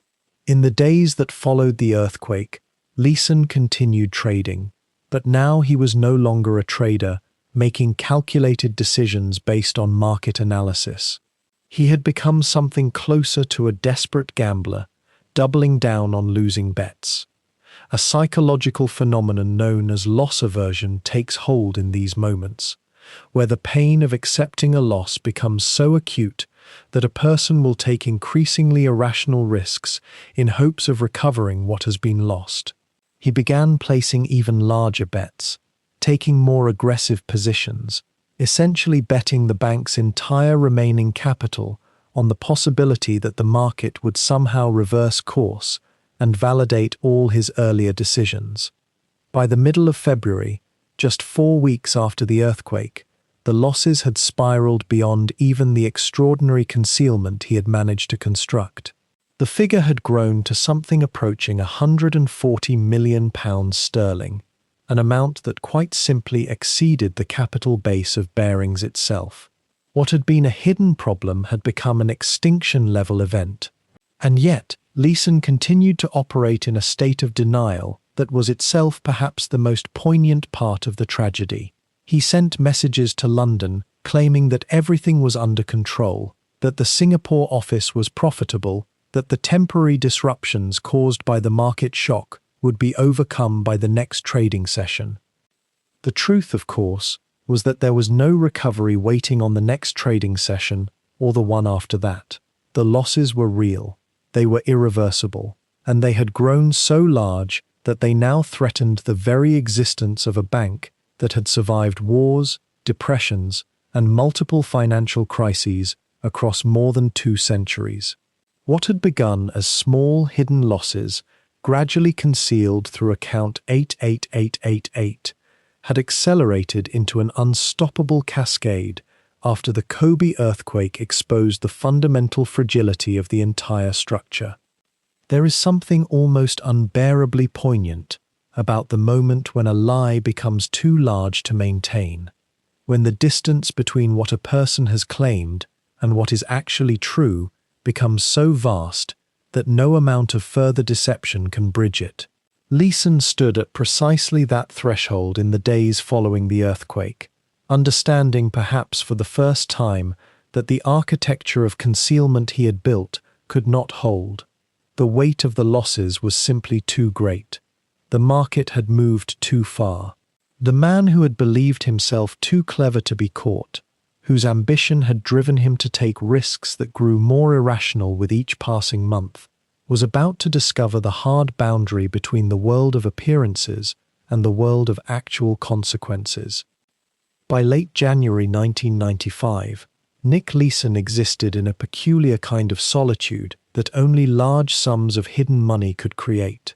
The Kobe earthquake had struck on the 17th, a Tuesday morning, and the market convulsions that followed made everything he had concealed suddenly, impossibly visible in the wreckage of his own calculations. Where before there had been the thin comfort of denial, the possibility, however remote, that a few good trades might reverse the tide, now there was only the widening crater of loss expanding beneath his feet with each passing hour. The Nikkei index had collapsed. His long positions, bets that prices would rise, were hemorrhaging. Across the trading floor in Singapore, traders were working frantically, but Leeson knew something they did not. Every contract he had written into the books, every carefully buried transaction in account 88888, every promise he had made to London that profits would materialize, All of it was disintegrating in real time. The psychological texture of those final weeks was one of almost unbearable tension held perfectly still. To the surface world, nothing had changed. He came to the office. He managed his small team. He sent reports to London, reports that grew increasingly surreal in their disconnect from reality. He was claiming profits where there were only losses, stability where there was only free fall. Colleagues who worked beside him noticed nothing unusual, which itself became a kind of torture. The knowledge that he alone carried this weight, that every conversation, every email, every telephone call to his superiors was a carefully constructed fiction. One might imagine what that does to a person over time, the constant micro-performance, the necessity of appearing calm while the inner landscape burned. In late January and into early February, the losses climbed past $600 million. Then $700 million. The number no longer felt real. It had become abstract, almost metaphysical, a quantity so far beyond what any individual trader should be able to lose that it seemed to belong to a different category of mathematics altogether. Leeson began to show the first visible cracks. He was drinking more. His usually composed manner occasionally fractured into something closer to panic, visible only in brief moments, a tightness around his mouth, a kind of distracted quality in his eyes. A colleague remembered him being unusually friendly during this period, almost desperate in his attempts to maintain normal social bonds, as if the ordinary chatter of the trading floor was a lifeline anchoring him to sanity. What was perhaps most extraordinary about these final days was that London still did not know. The oversight mechanisms that existed on paper, the risk management committees, the senior management reviews, the audit procedures that had served the bank for more than 2 centuries, had somehow become entirely abstract, disconnected from the actual movement of money through Singapore. Barings' senior management in London received reports, quarterly audits, position statements, all of which painted a picture of a young trader who was producing extraordinary but believable returns in a booming market. The communication systems that existed did not have the architecture to catch lies of this magnitude, or perhaps more precisely, the people reading the reports did not possess the suspicion or the technical knowledge to question what was written. By early February, Leeson was facing the imminent disaster of a reconciliation. Internal accounting procedures, the basic housekeeping of banking, would soon reveal that account 88888 was far too large to remain hidden. The fabricated documentation that had covered his tracks for years was about to fail. He knew this with absolute clarity. The decision, when it came, appears to have been almost quiet in its finality. He would not stay to face what was coming. There would be no confrontation, no explanation, no letter of resignation. Instead, there would be only absence. On February 23rd, a Thursday, Leeson called his boss in London. The conversation is remembered as oddly calm. He mentioned stomach problems, a need to go home. By that evening, he had boarded a flight to Malaysia.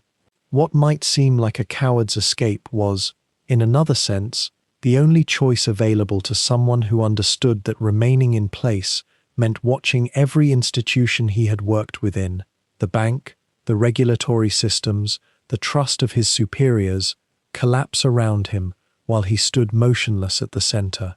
Flight was a form of surrender, but it was also, perhaps, the only way he could comprehend to step outside the furnace he had built and inhabited alone. The morning after his departure, the office in Singapore began to come alive with a strange kind of energy. Something was wrong. Leeson was not there. His absence, which might have gone unnoticed for a day or even 2, immediately triggered a cascade of questions. Where was he? Why had he left? And then, as people began to look more carefully at the books, at the positions, at the reconciliations that he had managed to suppress, through various means for so long, the first terrified realizations began to form. Account 8888, which should not have existed in the way it did, which should have made no sense to anyone who examined it closely, was suddenly visible. The losses were real. They were staggering. They were far beyond what anyone had imagined possible. In London, in the offices on Bishopsgate, where the bank had conducted its business for more than 200 years, the silence that had preceded great crises in Barings's history was about to be shattered once more.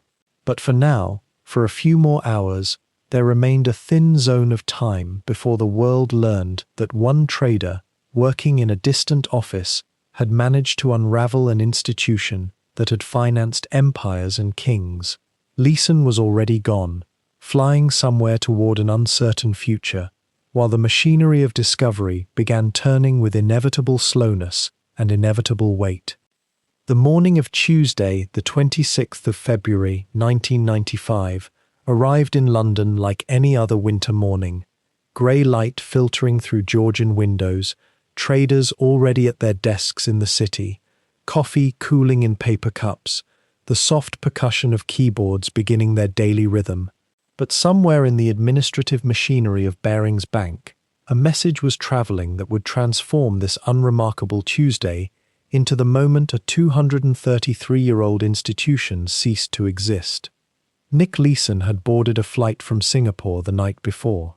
By the time the sun rose over the Thames, he was already somewhere over the Indian Ocean, leaving behind the error account 8888 and the accumulated losses that had metastasized to $2.6 billion, a number so vast it seemed almost abstract, as if it existed only in the realm of mathematics rather than in the actual substance of the world. The traders in Singapore had begun noticing the absence. Queries echoed through the office. Where was Leeson? Why wasn't he at his desk? The silence where his presence should have been was itself a kind of message, though no one quite understood it yet. In London, in the tall townhouse on Bishopsgate, where Barings had conducted its business for generations, senior management was stirring to confusion. A routine inquiry from CIMEX, the Singapore International Monetary Exchange, had arrived asking for clarification on certain transactions, on the scale of Leeson's positions, on the extraordinary volume he'd been accumulating in the Nikkei futures contracts. The questions were polite but insistent, the kind of administrative friction that usually resolves itself with paperwork and telephone calls. But this time, when the calls were placed back to Singapore, when the requests for documentation were made, the picture that began to emerge was not one of miscommunication or a simple administrative error. It was one of systematic, intentional deception. The mathematics of it spread like a stain through the institution. The positions that Leeson had been claiming to hedge against losses were actually pure bets, massive, unbalanced bets on the direction of the Nikkei index. And beneath those bets lay a foundation of fabrication so complete that it seemed almost creative in its architecture. False confirmations from other banks, forged documentation, entries in ledgers that had no corresponding reality. The Bank of England was alerted. The Financial Services Authority was notified. By Wednesday afternoon, emergency meetings were convening in wood-panelled rooms, where the air itself seemed to thicken with the weight of what was being acknowledged. Peter Baring, the chairman, a man whose ancestors had financed emperors and bought nations, sat in stunned silence as his senior management laid bare the numbers. $2.6 billion in losses, more than the bank's capital, more than its reserve. The number was so large that it almost transcended meaning. It was larger than the annual budgets of small countries. It represented not merely the evaporation of profit, but the complete and irreversible destruction of the institution itself. By Thursday morning, the story had broken into the press. The Financial Times ran the headline with an almost literary precision: Barings collapses. The simplicity of it was devastating. Not Barings faces difficulties, or Barings announces losses. Collapses. A word that suggested not merely financial distress, but a kind of physical failure, as if the very foundations of the building had given way. The BBC reported the news with the gravity usually reserved for geopolitical crises or natural disasters. The brokers and bankers throughout London reacted with a mixture of disbelief and almost vindictive schadenfreude. How could such an august institution, so famously conservative, so allegedly meticulous in its risk management, have allowed this to happen? The telephone lines that connected London to Singapore became flooded with urgent inquiries. Where was Leeson? His absence had now taken on the character of a confession. He was found on Friday morning in a hotel in Frankfurt, Germany, a city chosen with a kind of weary randomness, not a final destination, but a waypoint, a place where a man with $2 billion in losses might pause to contemplate what had become of his life. When the authorities arrived to arrest him, was there relief in that moment? The record suggests only a kind of hollow numbness. Back in London, the machinery of institutional collapse ground into motion. Telephone calls were made to potential buyers. Which institutions might be willing to acquire the assets of Barings? Who would take on the toxic inheritance of this disaster? The Bank of England convened meetings with the major financial institutions, hoping to orchestrate the kind of elegant rescue that had worked in 1890, when a consortium of banks had quietly funded Barings' recovery from the Argentine crisis. But the world had changed. The scale of the crisis was different. The appetite for heroic financial gestures had diminished. Banks that had once seen themselves as custodians of a collective financial system now viewed themselves primarily as competitors. The formal insolvency was announced on the 26th of February. Barings Bank was placed into administration. The institution that had financed the British Empire, that had been called the sixth great power of Europe, that had stood on Bishopsgate for 2 centuries and a third, was now essentially valueless, a shell company with liabilities far exceeding its assets. The administrators began the careful, sorrowful process of documenting everything that Leeson had touched, tracing every transaction, every false entry, every moment where oversight had failed. And there was oversight failure, wasn't there? Layers of it. The London office had not monitored Leeson closely enough. Management in Singapore had not questioned his profitability with sufficient skepticism. The compliance department had not detected the forgeries. The back-office reconciliations, the very mechanisms designed to catch exactly this kind of fraud, had somehow been circumvented or overlooked. It was as if the institution had been operating under an assumption that something so brazenly dishonest simply could not occur within its walls, and that very assumption had become the crevice through which disaster entered. Within days, Indonesian businessman Mochtar Riyadi and his Lippo Group made an offer, but it was the Dutch bank ING that eventually stepped forward with a rescue bid. They offered to acquire Barings for £1, a sum of money so nominal that it existed primarily as symbolic acknowledgement that they were accepting the institution, not purchasing it in any meaningful financial sense. The purchase was formalized, and what had been Barings became ING Barings, a subsidiary of a foreign institution. The nameplate on Bishopsgate would change. The institution that had represented British banking authority and discretion for so long had been acquired for the price of a cup of tea. The shockwaves rippled outward through the financial world. Regulators in every capital city began reviewing their own derivative trading desks, their own systems of oversight, their own assumptions about where risk could hide. The question echoed through trading floors and boardrooms. How many other Leesons were out there, in how many other dark corners of the global financial system, quietly accumulating losses in accounts that no one was quite watching with sufficient attention? What becomes of a fallen giant? In the grey morning light of February 27, 1995, the question hung over the City of London like the mist itself. Barings Bank, which had survived the Napoleonic Wars, the Great Depression, 2 world wars, and the collapse of empires across centuries, had now simply ceased to exist. Within hours of the news breaking that Monday morning, the institution that had lent to nations and financed the machinery of global trade found itself with no future at all. Yet the silence that followed was not quite empty. There were still decisions to make, wreckage to salvage, and the deeper question of what happens when trust, once broken, attempts to find a place to live again. The Bank of England moved with remarkable swiftness.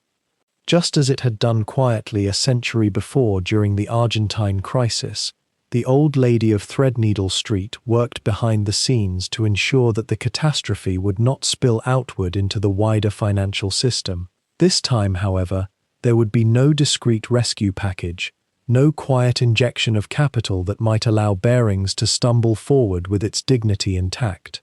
The bank was simply too damaged, the hole too vast, the trust too thoroughly shattered. Instead, the regulators and the Bank of England's governor turned their attention to finding a buyer, someone willing to take on the wreckage in exchange for something that might represent value, however symbolic. Enter ING, the Dutch banking giant. To understand this acquisition is to glimpse something essential about how modern finance moves when old structures fail. ING was not choosing Barings for its current state, obviously. The bank's operations were bleeding losses, its reputation was ash, and its senior management had spent days in shock, discovering layer after layer of deception that they had somehow failed to notice. What ING saw was not Barings as it existed on that Monday morning, but Barings as a collection of assets that could be salvaged, integrated, and potentially rebuilt. There was machinery in the Barings name itself, networks of relationships, offices in key cities, and fragments of historical trust that might, under new ownership, eventually regain a measure of credibility. It was something more like archaeology, where an old structure is carefully dismantled and its usable components are carried away to be repurposed. The sale itself carries an almost theatrical quality to it now, viewed from across the decades.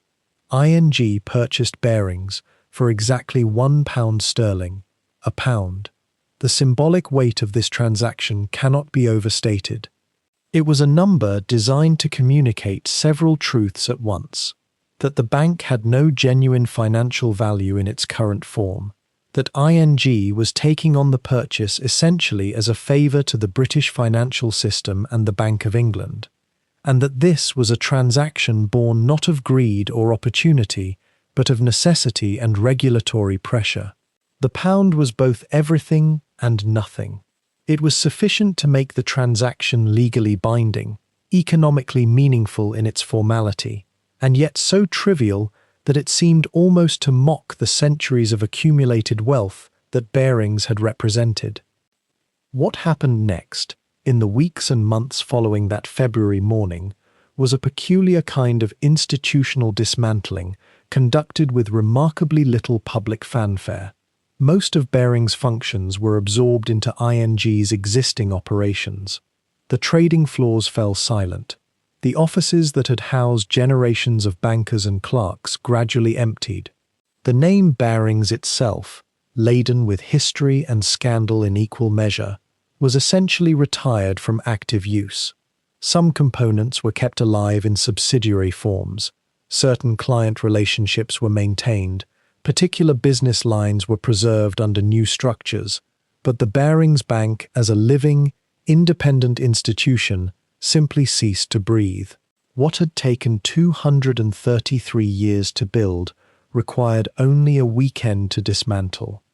But the true consequence of Barings' fall was not felt in the immediate aftermath of its purchase. Instead, it reverberated outward in directions that would reshape how banks themselves were allowed to operate. The regulatory and governmental response to the collapse was swift and thorough, born from a profound embarrassment that such a thing had been allowed to happen, that the safeguards had proven so porous, and that the machinery of oversight had failed so completely. The question that echoed through the offices of regulators and central bankers was not merely how this had occurred, but how to ensure that it would never occur in quite this way again.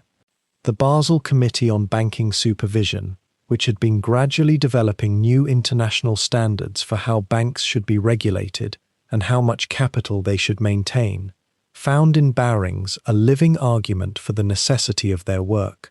The bank's collapse had been possible partly because oversight was fragmented, partly because the distance between Singapore and London had allowed deception to flourish, and partly because individual traders could accumulate enormous positions without adequate supervision or understanding from their own institutions. New regulations emerged in response. Capital requirements were scrutinized more carefully. The concept of internal controls, of risk management, of the necessity for multiple layers of oversight and accountability became embedded more deeply into banking law. The Financial Services Act was amended and strengthened. Financial authorities began to demand better reporting, more transparent accounting practices, and clearer lines of responsibility between traders, managers, and the institutions that employed them. There emerged, in the aftermath, a broader recognition that trust in a financial system cannot be built on reputation alone, that history and prestige offer no protection against human error or misconduct, and that the machinery of oversight must be mechanical and thorough rather than relying on the character or good judgment of individuals at the apex. In a curious way, Barings' collapse democratized banking regulation. It suggested that no institution was truly too established to fail, that size and tradition could not substitute for actual, verifiable systems of control. This was a lesson that would be tested repeatedly in the decades to come, and one that many institutions would, in fact, learn slowly and at great cost. The human cost of the collapse extended beyond the institution itself. Approximately 1,200 people lost their jobs when Barings ceased to exist. Many of these were employees who had had nothing to do with the trading floor, who had simply come to work each day at a bank they had assumed would always exist. For them, the collapse was not an abstract lesson in regulatory failures or the dangers of unchecked speculation. It was the sudden evaporation of employment, health insurance, pension expectations, and the quiet security that comes from working for an established institution. The psychological impact of this, of watching something you believe to be permanent, simply dissolve, rippled through London and Singapore both. Some employees found positions elsewhere relatively quickly. Others struggled for years to rebuild their careers under the shadow of having worked for a bank that had, in the public mind, become synonymous with catastrophic failure. The broader financial industry, however, seemed to absorb the lesson in a more ambiguous way. Yes, regulations changed. Yes, oversight became more thorough. Yes, the language of risk management became embedded more deeply into banking culture. And yet the fundamental incentives that had driven Nick Leeson, the pressure to produce profits, the willingness to take extraordinary risks if they could generate extraordinary returns, the distance and opacity that existed between traders and their supervisors, the culture of asking few questions if the numbers looked good, these incentives did not disappear. They merely became more carefully hidden, more sophisticated in their mechanisms, and more adept at working within the new regulatory framework rather than against it. Consider the persistence of the problem that Barings exemplified, the gap between what executives believed was happening in their institutions and what was actually happening on the trading floors. In the decades after Barings' collapse, this gap would reveal itself again and again. Different faces, different cities, different instruments, but the same fundamental failure of oversight. The mechanisms may have been strengthened, but the human tendency to trust too much, to ask too few questions, to believe that sophisticated systems could substitute for genuine understanding, this did not disappear. It merely learned to work within the new constraints. What remains then as the most enduring lesson of Barings' fall? Perhaps it is this, that trust and oversight are not opposites but partners. An institution cannot function on oversight alone, cannot operate if every transaction is scrutinized and every employee is suspected of potential deception. Yet neither can it function on trust alone, assuming that character and reputation and the weight of history are sufficient safeguards against human error or misconduct.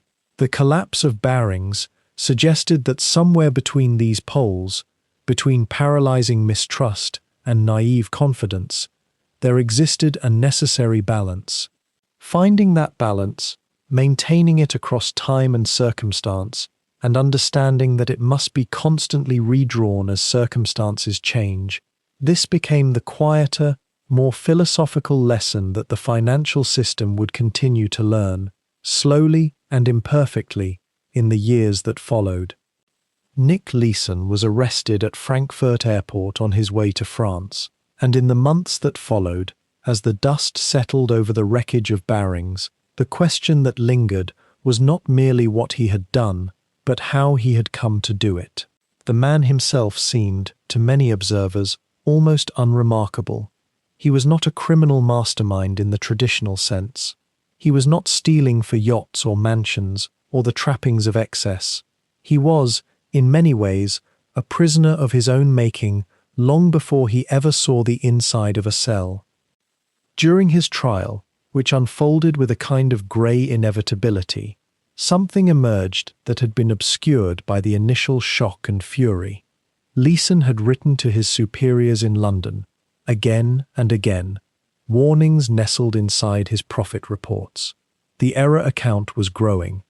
The losses were real, but in an organization where questions were discouraged and where distance had become a kind of permission, those whispers went unheard.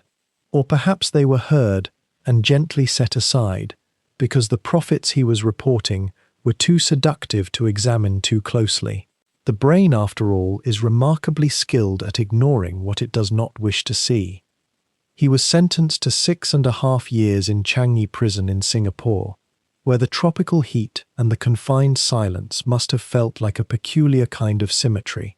During his time there, Leeson began, gradually, to reconstruct his own narrative. He was not blameless, he came to understand, but neither was he acting in isolation. He had been enabled by human nature, by the architecture of the institution, by the very distance that had once seemed to offer him freedom. In prison, he would write, and years later those writings would be published, forming a kind of testament to the specific loneliness of his position.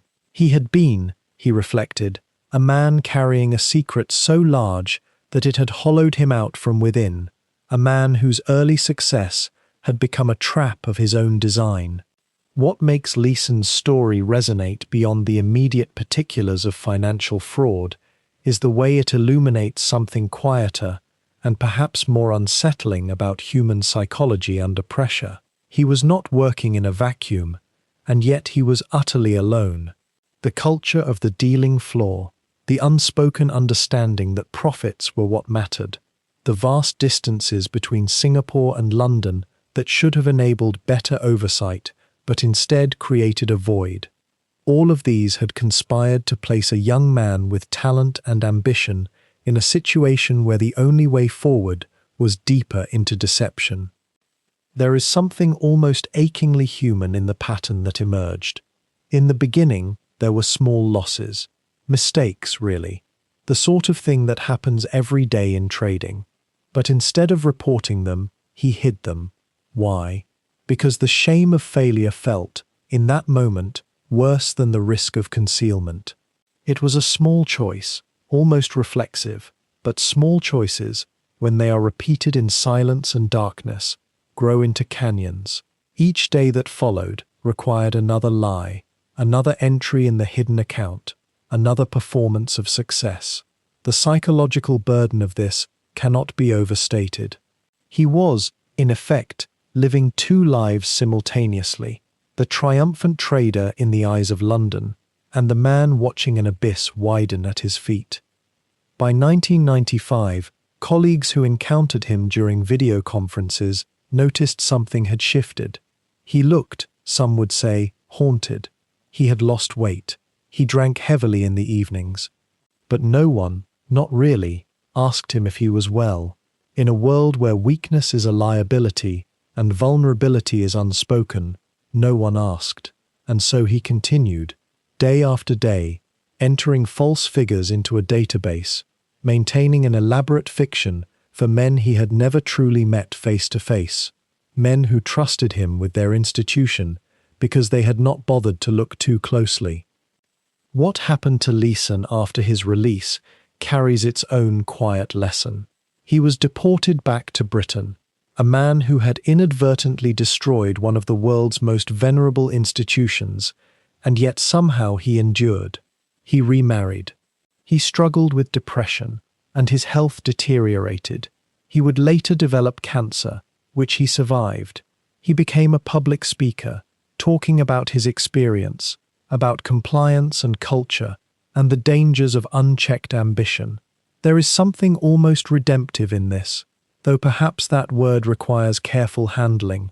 He did not erase what had happened. Barings was still gone. The consequences were still real.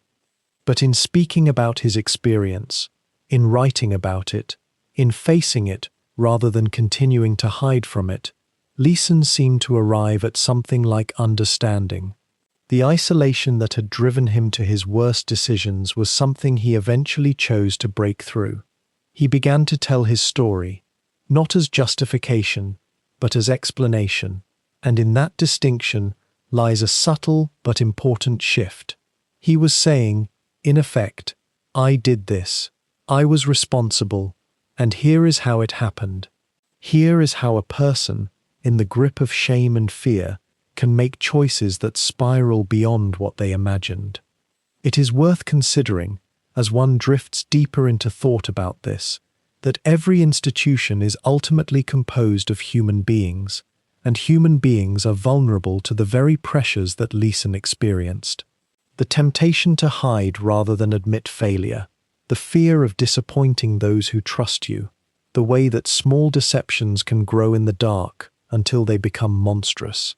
These are not quirks of a particular personality. They are features of the human condition.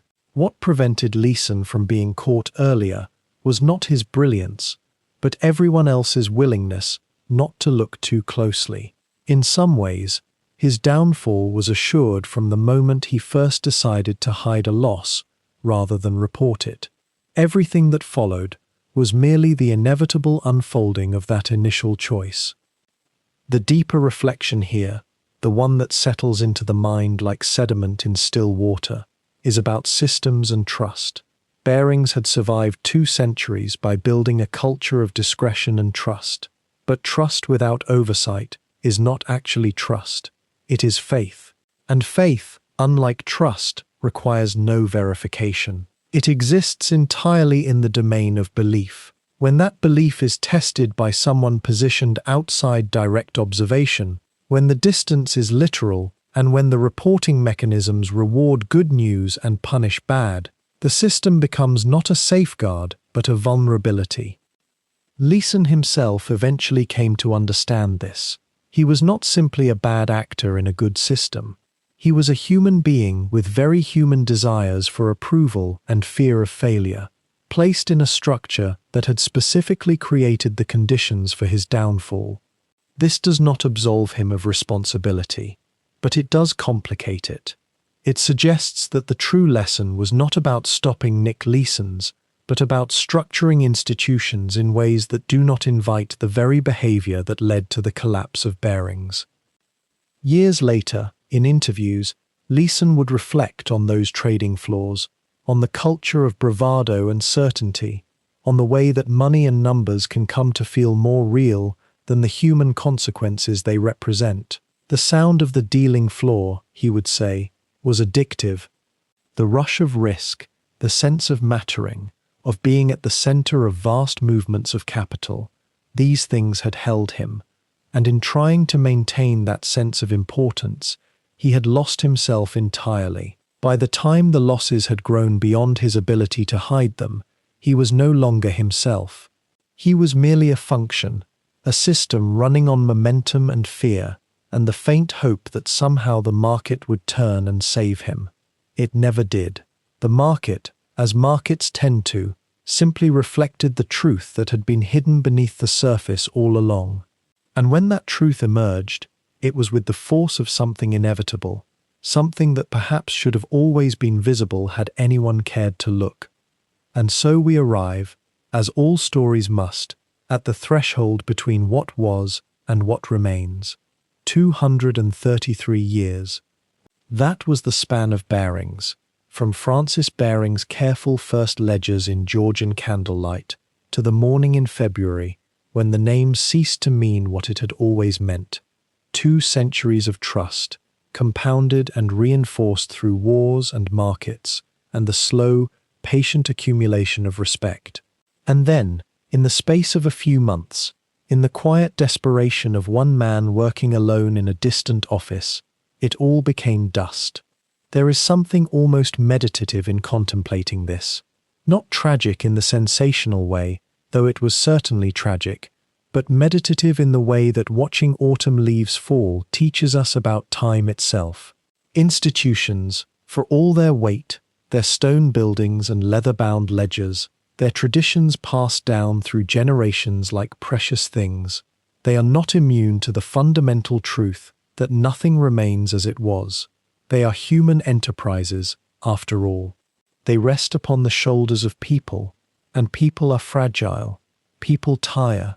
People deceive, sometimes not others, but themselves first. Nick Leeson, in the years that followed his imprisonment, often spoke of the loneliness he carried in those final months in Singapore. The weight of silence, the impossible choice between confession and continuance, between telling the truth and trying, just for one more day, one more trade, to win it all back. How many of us, if we are honest, can say we have never felt the seductive gravity of such a choice? Not the specific financial catastrophe, perhaps, but the simpler human catastrophe. The moment when we realize we have gone too far to turn back, and so we go further still. It is not evil, this pattern. It is something far more comprehensible, and therefore far more haunting. It is simply the sound of a person losing themselves in the dark. And Barings itself? The bank did not truly disappear. It was absorbed. An Indonesian conglomerate, Salim Group, eventually acquired the wreckage. ING held it for a time, restored it, reshaped it, and the Barings name became something different. Smaller, quieter, a subsidiary rather than a sovereignty. Today, if you search for Barings Bank, you will find it still exists in some form, nested within larger structures, a ghost of what it was, but not quite gone. Is that survival, or is that dissolution? Perhaps there is no meaningful difference. Perhaps all institutions survive only by ceasing to be themselves. This is what history whispers to us, if we listen carefully enough. Nothing that appears permanent is permanent. The most formidable structures of finance, law, tradition, reputation, all of these are held together by something far more delicate than stone or steel. They are held together by collective agreement, by confidence, by the daily choice of millions of people to believe that the system will persist. And confidence, as Barings learned, can evaporate in an instant when the hidden weight beneath becomes too great to bear. In the months and years following the collapse, regulators in Britain and across the world scrambled to prevent such a thing from happening again. They built thicker walls of regulation. They demanded transparency where there had been opacity. They created systems of oversight designed to catch the lonely rogue trader before he becomes catastrophic. And yet, we know, do we not, that such collapses have happened since. Different names, different markets, different forms. The human capacity for self-deception, for rationalization, for the slow slide from minor transgression to major fraud, this has not changed. The structure of the world has changed, the tools have changed, but the underlying vulnerability, the gap between what we watch and what actually happens in the shadows, remains. Perhaps this is not something to fear so much as something to accept. Perhaps it is the nature of all complex systems to harbor pockets of darkness, places where oversight cannot quite reach, where the lonely and desperate can still find room to hide. The question is not whether these spaces exist. The question is how we live, knowing they exist. Do we tighten every screw until the system breaks under its own weight? Do we accept that some fraction of failure is the price of freedom and innovation? Do we simply remain vigilant, knowing that vigilance is never quite enough? Barings, in its final decades of independence, was caught between two worlds. It was a merchant bank in the modern age of investment banking. It was a traditional house trying to compete in the age of derivatives and global 24-hour markets. It held to old codes of discretion and personal honor at a moment when the financial world was becoming depersonalized, abstract, vast. In some ways, its collapse was not a failure of the old system. It was evidence that the old system could no longer survive intact. The world had changed, and Barings could not adapt quickly enough, or perhaps could not adapt without losing the very things that had always made it respectable. This, too, is part of the story. Not just the collapse, but the context, the way institutions age, the way they struggle, the way they sometimes choose tradition over survival because they cannot imagine themselves as anything other than what they have been. There is dignity in this, certainly. There is also a kind of tragedy. But it is a quiet tragedy, not one that troubles the sleep of the world for very long. We move forward. The financial markets continued their fevered expansion. New regulations were written, and, in time, ways were found to work around them. New scandals emerged and faded. The appetite for complexity, for leverage, for the promise of greater returns, only intensified. In 1995, in the immediate aftermath of Barings' collapse, there was a moment of pause. Regulators spoke of reform, bankers spoke of caution. But time, which softens all edges, eventually carried that moment away. The fever returned, the cycles continued. And somewhere in this long, slow progression of financial history, the Barings name faded. Not immediately, not completely, but gradually, the way all things do. A century from now, how many will remember that Barings ever was? How many will know that a family built a bank that financed empires, that weathered Argentine crises, that stood as a symbol of British financial might? The name will exist in textbooks, perhaps, in the footnotes of economic history. For most of the world, it will have been forgotten entirely. And is this not the inevitable fate of all things, to be important in our moment and then to fade?